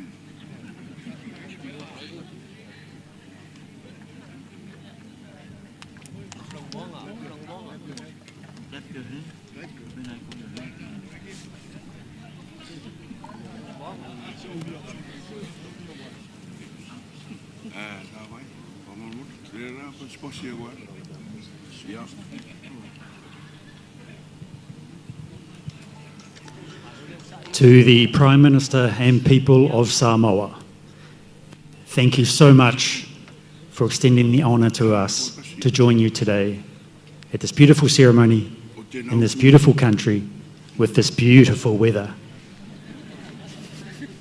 We are the closest of family and we will remain extremely close until we next play each other in rugby. Manuela.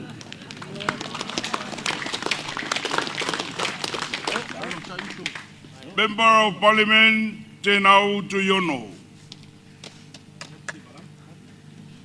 And wait. Go get over here, Tenau Tuyono.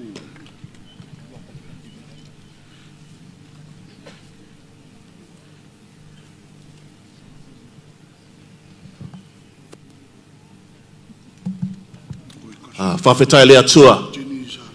Whakataka te hau ki te uru, whakataka te hau ki te tonga, kia mā kina ki uta, kia mā taratara ki tai, e hiaki ana te atakura, he tio, he huka, he hauhu, ti he mauri ora. Tēnei te mihi atu kia koutou e rarau mai ki raro te tuanui o te aroha. E mihi mai oha tēnei kia koutou i arike mai a mātou i tēnei rā. E te kāwanatanga, e te peremia, tēnā koutou. E ngā rangatira nā mātai o āpia, tēnā koutou. Haumie, huie, tai ki e. God bless Samoa. Manuia. Member of Parliament, Han Jenny Zalesa. Awapale Jenny Zalesa.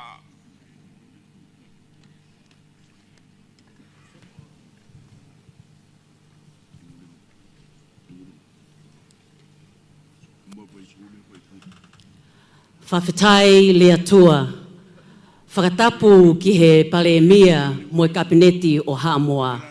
Wa tua kai whakatapu ki he pale mia o Aotearoa Nu'usila. Kauma a ai kaume mipa o e whalelea mo minista o mau whanonga mai me Aotearoa. Wa tua tala monu ki he pureanga o Nu'usila kauma a foki ai pureanga o Haamoa. Manuia le aso, whawhetai.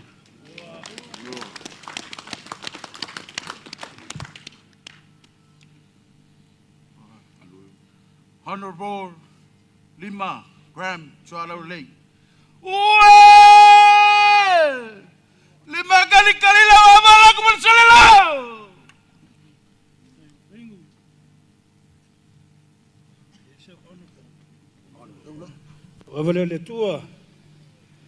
Yeah, we are so blessed this morning, Right Honourable Prime Minister.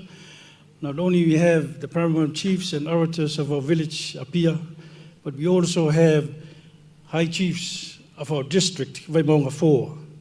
So whenever you have enough of New Zealand politics, we always welcome to have you as our candidate for the next elections. Tuisinaveulumoto'Otua. Manuia.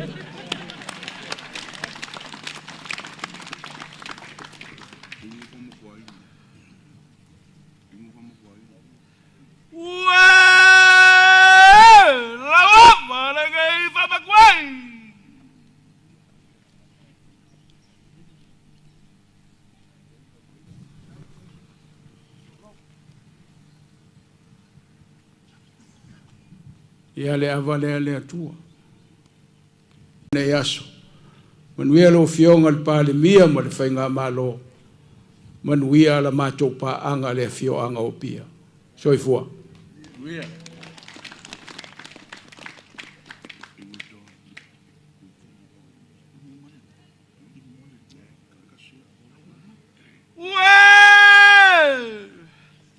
Lagu fungaya kali-kali lawa lagu bersalah.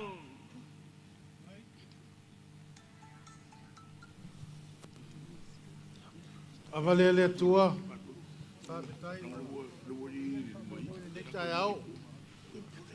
Yeah, Honourable Tuisinaveulumoto'Otua, as the Honourable of the House mentioned today, there are a lot of challenges in becoming a Matai. And one of the special challenges is when you come back to visit your family and your village, because there is such a protocol called the Oso. And I'm sure Famatuainu will describe and will explain that to you. God bless you. Manguia lo tulai mai. Soifua.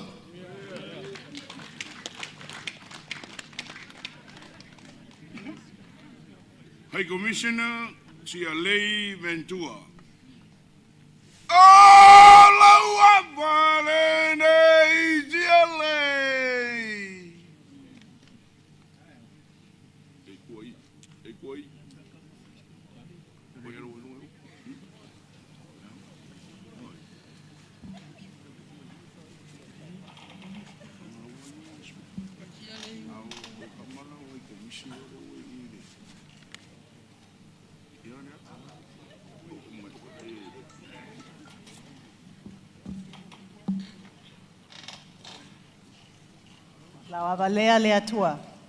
To the enduring friendship of Samoa and New Zealand, and to the wonderful people of Apia village for bestowing the title of Tuisinaveulumoto'Otua to our Right Honourable Prime Minister, Manuia.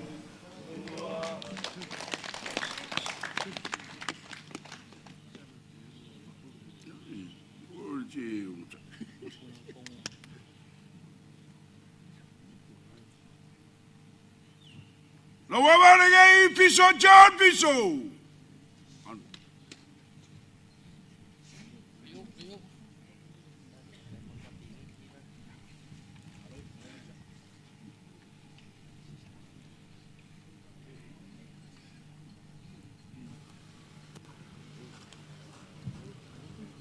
Ia whaftai le tua mo le nei mawhutanga, whapea foi le malanga mangusila.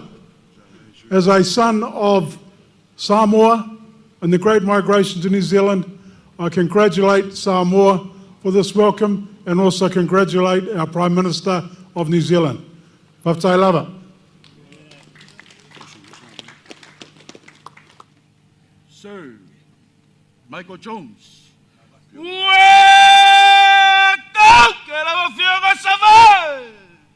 Sir Michael Jones. Legend.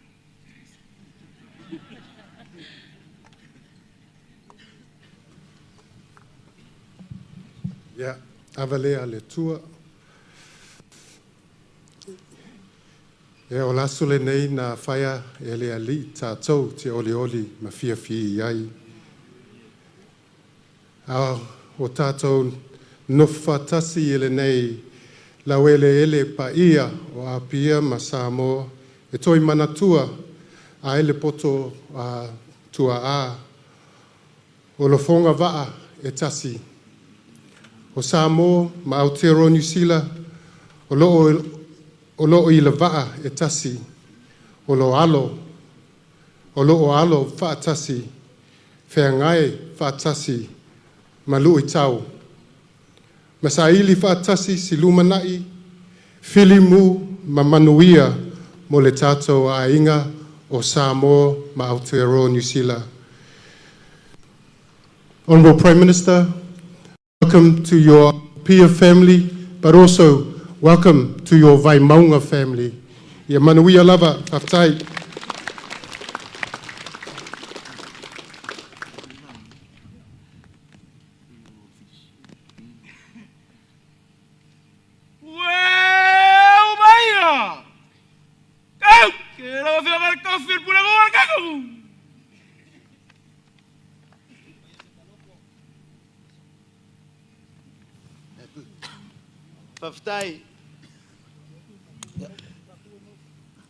Tuisinaveulumoto'Otua has mentioned this is your time. O lea wa vailupe maua o lea vailupe sa ale so vi ia ma whawhatai lea lofa ma leanga leo le tua. Manuia lo tūlai mai. Mga kua leo so ikisa moe.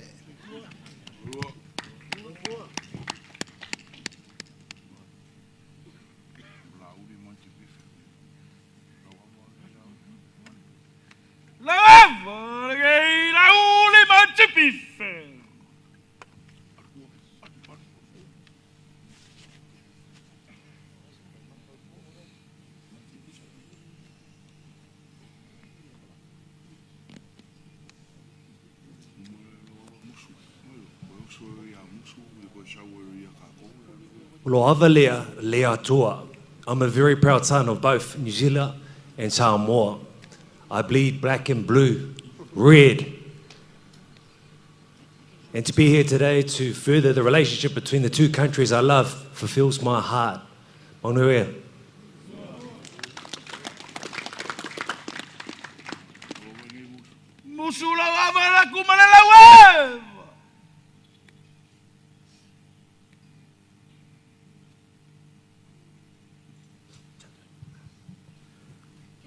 Upo masani e whai le tua vau I le lau o le ti ma le lau o le nonu. E uina I se ese lau o la au e tasi le wha moe moe a fuai o se ili. Au le anganga fo I le nao le nei aso. Lau fionga le taitai o le malo Samoa, lau sunga lau le mali atoa. Nofua minsta o le kabineta, ma le whainga malo Samoa. E ui au o mātou motu ma le taula. tautua malele. Ia, e tasi lava le wha moi. Mātou alo I whaiva le whepo, ma tāpua I o tau whaiva, nofo tatalo. Ia uli masao, sao mauli, fuanga ma tau ulumanga, ma lava singo le tātou whainga malo. Whaafulu mai le tua le tō whai lau fionga. Ia, e mai se fo I le tāpua inga I tapa au le afioanga, o le ua pa ulu sunga I alu filofia wale a li tai au, ma lu se whaaloalo. Manuia le tātou wha moi.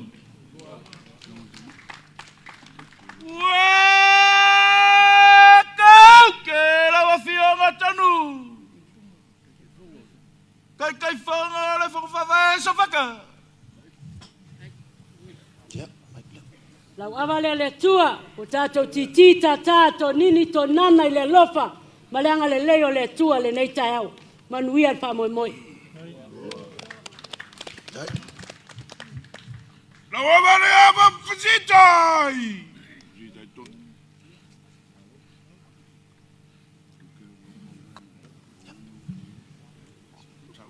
Lau avalele atua, Honorable Prime Minister, this is a history for our village. This will be remembered in years to come with our next generations. Whaaftai, lau e whionga I le pāle mia o le mālo, whaaftai le amala ia o sio mātunu, whaaftai foi, ia e le whionga I ya Tuisinaveulumoto'Otua tali o le whaaloalo. Manu whainga malo, manuia le au malanga. Soifua.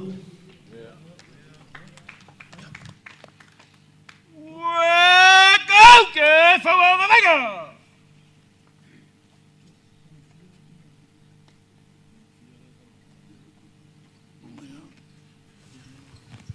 Ia, lau awale le atua.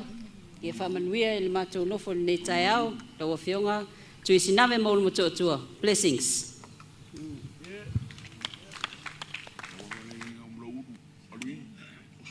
Lau awa, kai kapalau. Nuali I atua la whai.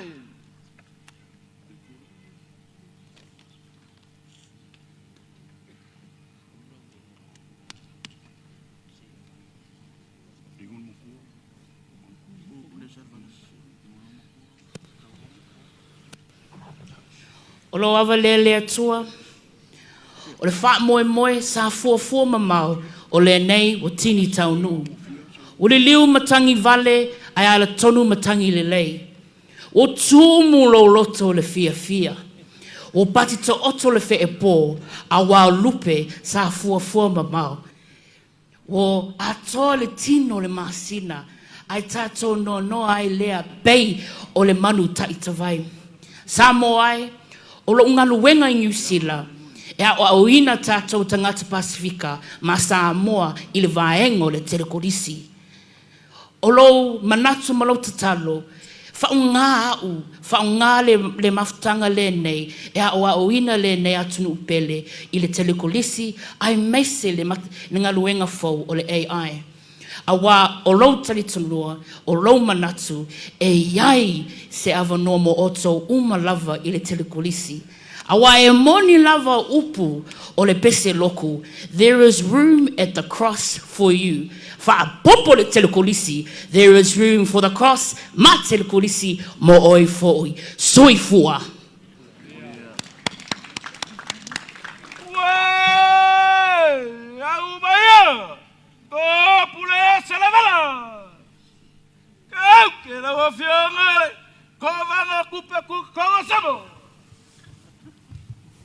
Lau avalele tua, ngalei whamoemoe ngale nei aso whamanuia I le nofo, Tuisinaveulumoto'Otua, manuia lo tūlai mai. Soifua.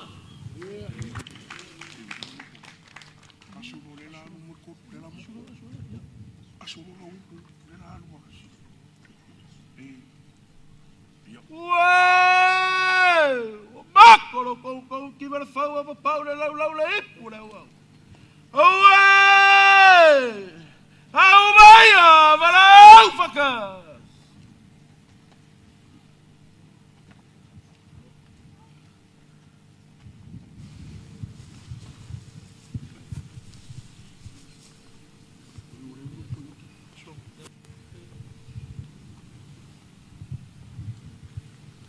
avalele tua whawhetai lo alofa ma lo wanga lei ua mawhai o na whaataunuina ni nei wha moe moe o le wha moe moe sa lupe ma le tai ao na atofa ia e le tātou te mamoe pe ma manu e le whati e atia e mara ma puapunga e la matia soifua ai whawhetai leo e tali mai le manuia i le eise mea o ngā se ua whaataunuina le wha moe moe le fionga li palimia me New Zealand ia o leo se mitanga tele le nai le nei nu o apia ia Honourable Prime Minister of New Zealand laua fionga Tuisinaveulumoto'Otua.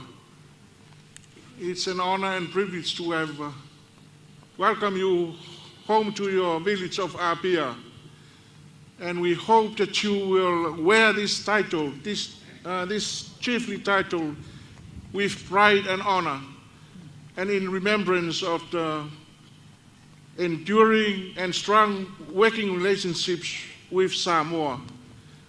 We understand that if it wasn't for the kind contributions and the donations and everything that you have done to this country, we would not have progressed this far. And let us toast in a celebration of your bestowment of your title. Thank you very much.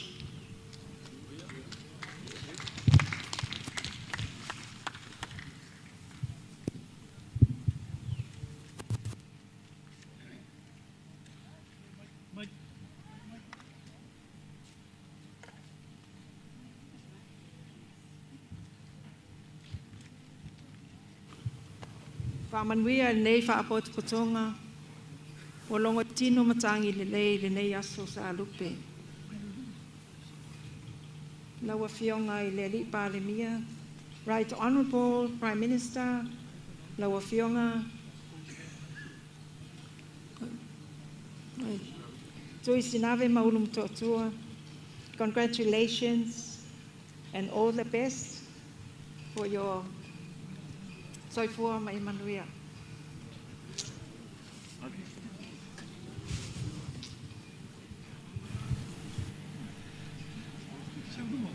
Sali, soifua mai manuia.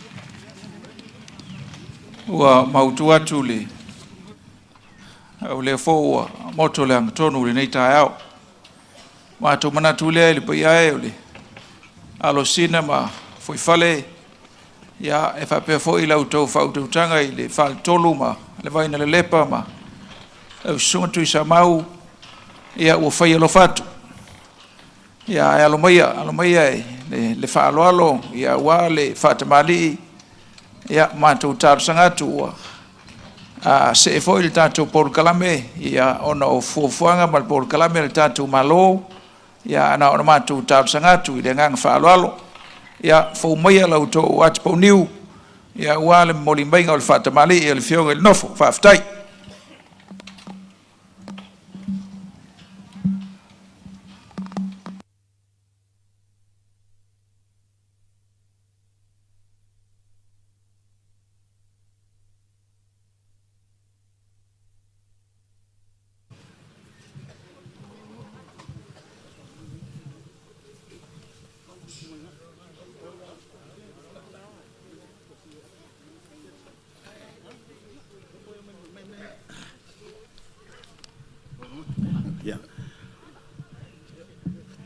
Ministry of Justice and Courts Administration.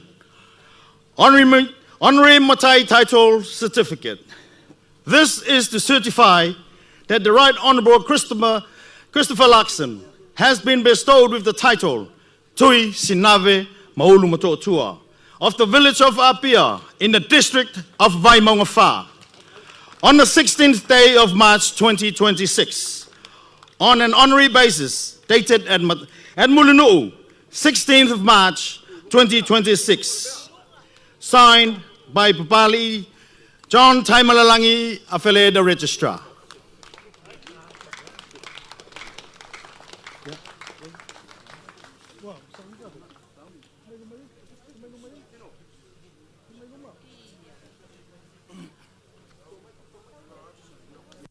Ia. Mga ko le ua mapul sa sanga le kungo le vai ngai singave Maulumoto'Otua. Ai ka wese mamuli vai o kua malaie mal vai ko lau.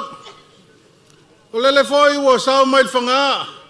Le fa mo le ngai kai au inga ua mangua fulula e kasi so ka ko fa mo mal finga ngalo le kua. O va pele so makoleo la wa fionga. Ko singave Maulumoto'Otua. Ya alo maya. O le kawalunga leo fa inga mea. O le a kaumwhai aku se whaalo alo. Ia le paia o le malo o Samoa. Ia alo maya. O lau whakamani la.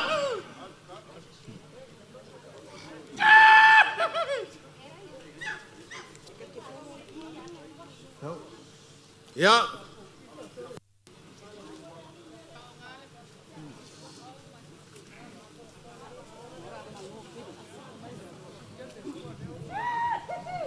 Ya, fo aku le vala. Alo lemu.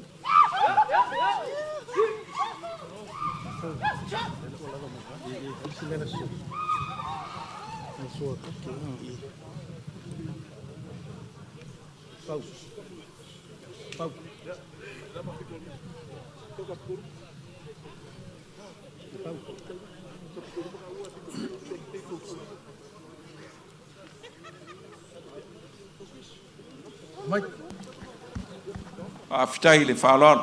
Ya. O le so kau ke lea ua iai le whabewela.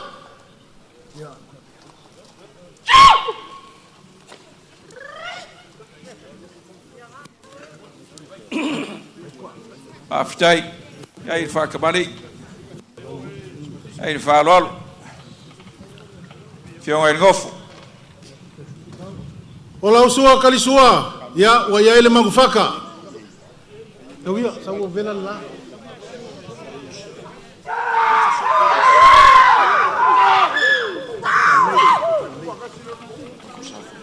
Mani uka.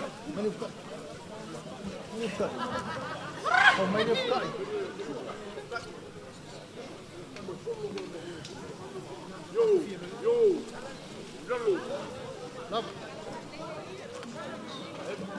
Aftai le falon. Ya. Ya il whakamani. Pia le fionga i un kapau. Ya e whapeko. Kai lea, ile ia o le malo. Ya il falon. E il fionga le palmia. Kui o singave Maulumoto'Otua. Prime Minister Luxon. Aftai. Ya. Lau fionga, kuisi ngave Maulumoto'Otua. O le kofa lea i lau fionga. O le ia lea. Ngalalanga mai a le kasi iwa kasi faa. Uma ngalalanga le kasi iwa o ngolua. Ia o ngā mai lea moe il mauka lea. Lewa kakala le kai au ngei e kofa i lau fionga. Ya. Aftai. Ai le pelenga o le whainga wo. Ala malo Samoa mo le malo New Zealand. Sao. Kai le falol. Ya, o ngā whakai le sa mako leo la foi. Le anga ua vevela le la. Ia manguia kele lava, lau fionga li palemia. Lau fionga kuisi ngave Maulumoto'Otua. Manguia le au fia, soifua mai manguia. Afkai. Afkai whakalai ko le kufunga. Ia skai meo ngā whea ku leo sa mako kala. Musu. Ia mengaku o lulu lau lea. Au whakalai ngā whamako aigu. Ia whawia lulu kau.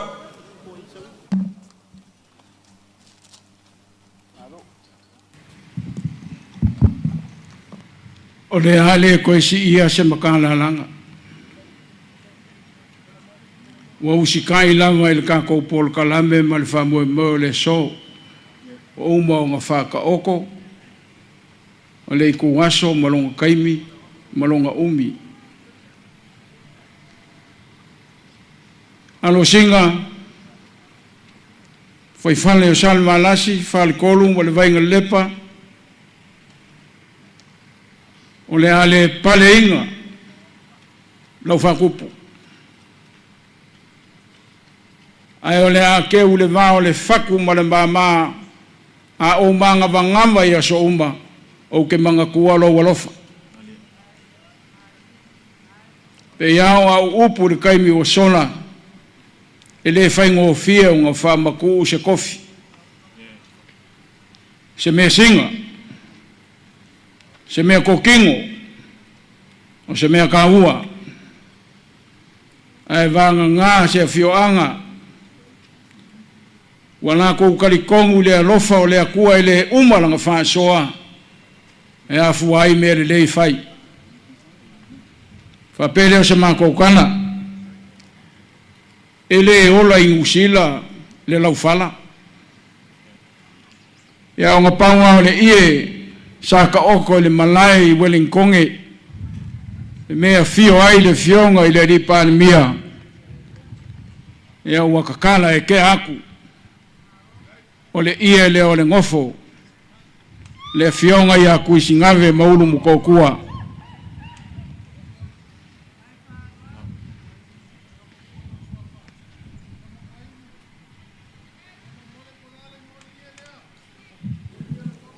O le alofa i le uma. Sula. Sula.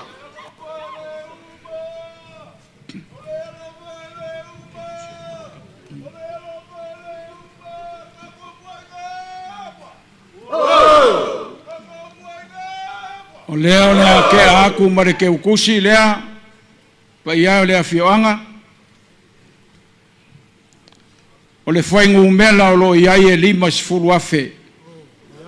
Ngā wai ai ma o ngā ia inga, ia mo le polo keki al kakongu.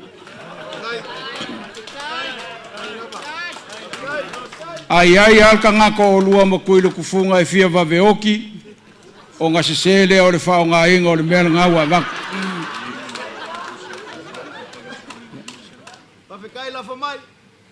Ia, o le ke ukusi lea le kai o le saunginga. E 5 se lau kāla. Kai le whalolo. Ia o ke iloa ai wa saungi anga whiri isi whai whiau. Ai, kua whamakuai ngu whawhikai kele. Ai, whapea. Whani kolu ma le wainga le lepa. O lo maa au i le konga. So se konga e kakala i malai ngai o le konga Samoa. I langa e ako i ngai ainga o le kungu. Ai o le hala foi le ko fai o ka ko kua a e fai ngei ma ko kongu ngale mu o ka ko fai nga malo fa fika ikele sanga fa mungia le kua le anga le lei ma ia sanga fa kumulo ko fanga nga winga le lofa me o fai le lofa ka wilava ma kongi sa ko lasi le kua e kusa ma le lofa manguia le fioanga manguia le whainga malo, manguia le whainga malanga mai ngusila. O lea la wha lava le mea leo ko iai. Manguia le kakuasu.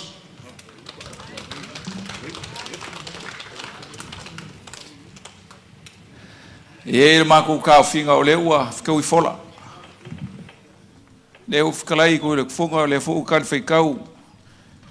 Ia whikalai ngā whamakuaingu. Pa ia sa o ngai aso lea o ka oko ma ko manga kulea ia fai musui le fionga kai kai o malo ia le fionga ko le fionga de sui palmia pa pe foi le fionga mai o le fionga il fom kalai pa ia o ka pengeka ia e fa pe foi ia mi skara o lango ia mai sui mamalo le palmengi ko e momoli aku lo mako nganga fa afkai sa nganga ma fikalai nga lea o ku kau le so ia ile o mga ko ang fidi ele ko e o ia sa maku kala paulea il paya fa fengai nga ninge yaso ia ko e moli aku mako nganga fa fikai le o fikalai fa makwaingu mako folau fa kasi dong sa o nga se manofa ia ao ia ile fionga kai kai o malo lo sunga kai kai o sauninga fa popo aku le malofa fa makwaingu ia mal payo o ngofo ole ke kusira lo sunga kai ul sauninga lo sunga Dr. Reverend Latu fa aftai tele mo fa munianga ole fa lo le ke kusi wa lo sunga fa fengen kaulang e wa alo singa ma foi fale o salvalasi whaafkaikele mo le upu le kua ni e kai au. Lau sunga Reverend Joshua le atinganga whaafteitele, whae o au le ngofo, le masalusalo le fionga le li palmia mo le kaku malo i whamungianga, ia o le mea lofa lea. Ia e whapea whai lau sunga se o spesta, whaafkaikele, kele mo whamungianga, ia e le fionga le ngofo, ia Honourable Prime Minister of New Zealand. Lau sunga se o spesta, ia alo mai o le whaaloalo lea.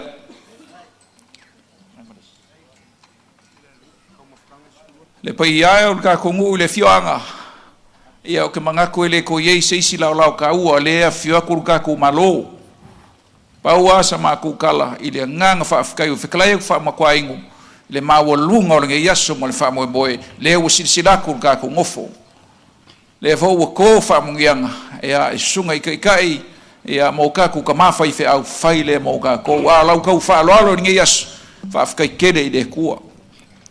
Kai mo le anga kongu ia mo sfoi le di kai au ia o le a ua fa penga ngo so kai au i lau ko fa lo ku le funga mo ku le funga ia e fa pe foi pa i o ka ku ngu ele kingo ia e fa pe foi ia kengi o vinge ula fa kai kele lau ko nga luenga i nge yasu ia o ma o lunga ma ku ma po ai ia e fa ngof kupu wa le fionga di pa me New Zealand la uli ma le manga fa kai kele lau ko sao le o malu la lokale ia le mau kangei mo le kupua o ngola ko nga luenga o maku fa pelea ia o le fa alo le mo le malo fa ke kai o le malo mo le malo samo ia wale ang kongu mo le li kai au es furuafi e aku o au ku le kufunga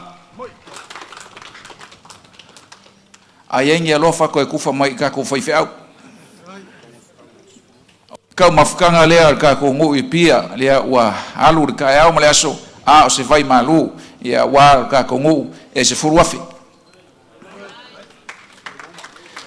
foi mai leo sa ma ko kala o mai nga rua fa makafi ko le kufunga ma fa makwai nguringe aso ia ka ko afai kasi mai kasi o nga o ka pale mo le fa lo sunga il fa fenga tatafa ia fai umai ka ko saunga i tatalo can I ask Reverend Fatafa again to close this ceremony in prayer before the Honourable Prime Ministers depart for the next agenda item. Thank you, Fatafa. La tatu fai o le talo whamanuia. O mātou taunu mai le iunga o le nei whamoe le li ielo mātou tua. Le mātou te whafoi atuai le vi inga.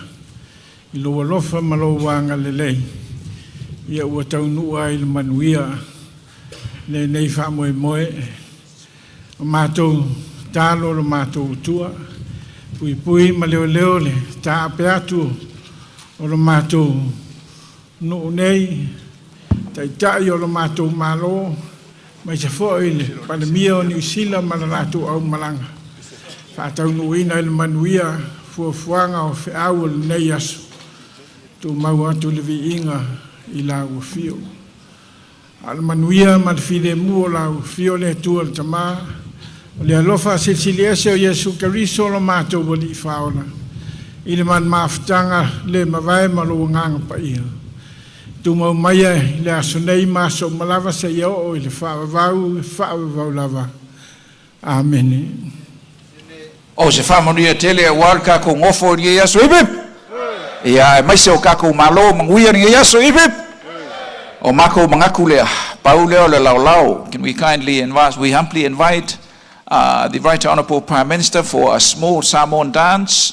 Ia a fia mai foi pa ia o kako ngu o fai kako soa.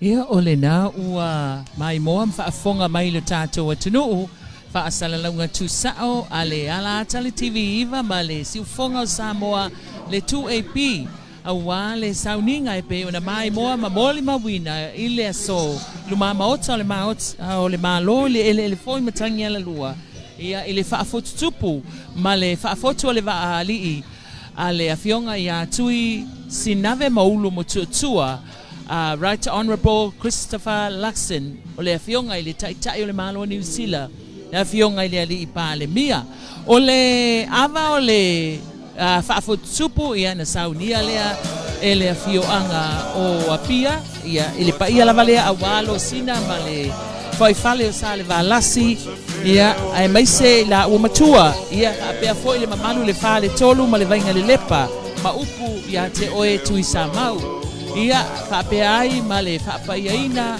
o le whaafotu tupu ia ma le whaafotu le vaalia le afionga ia Tuisinaveulumoto'Otua i le nei tae au lea ua maea aloa ia le sauninga aloa ia ma ua alo atu i whaafia fianga ia se isa saa foi ai sila mio Samoa i le sau noanga a le afionga ia Tuisinaveulumoto'Otua Right Honourable Christopher Luxon o le pale mio ni sila e whamoe moe o le tau le lua o ato e awina toi tātou whaasa laua tuisa Hey! Oh!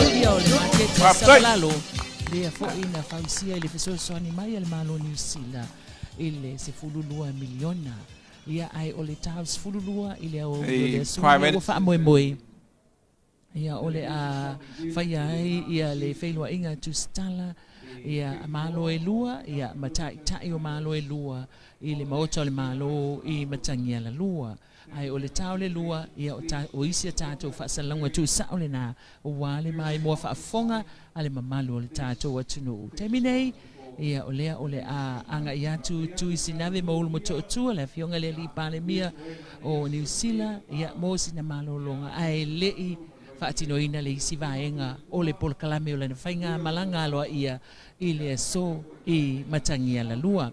Ia mai manatu fo ia ole taunu unga le na ole au nanga ma le tautua ale ala ata le TV iva ma le 2AP mai luma maota o le malo i matangia la lua nei ia se ia ulia le tula e lua tātou toe whelo ai mo le taimi nei ole a toe tali watu a tātou whaasala launga i le ofisa autu i mulino.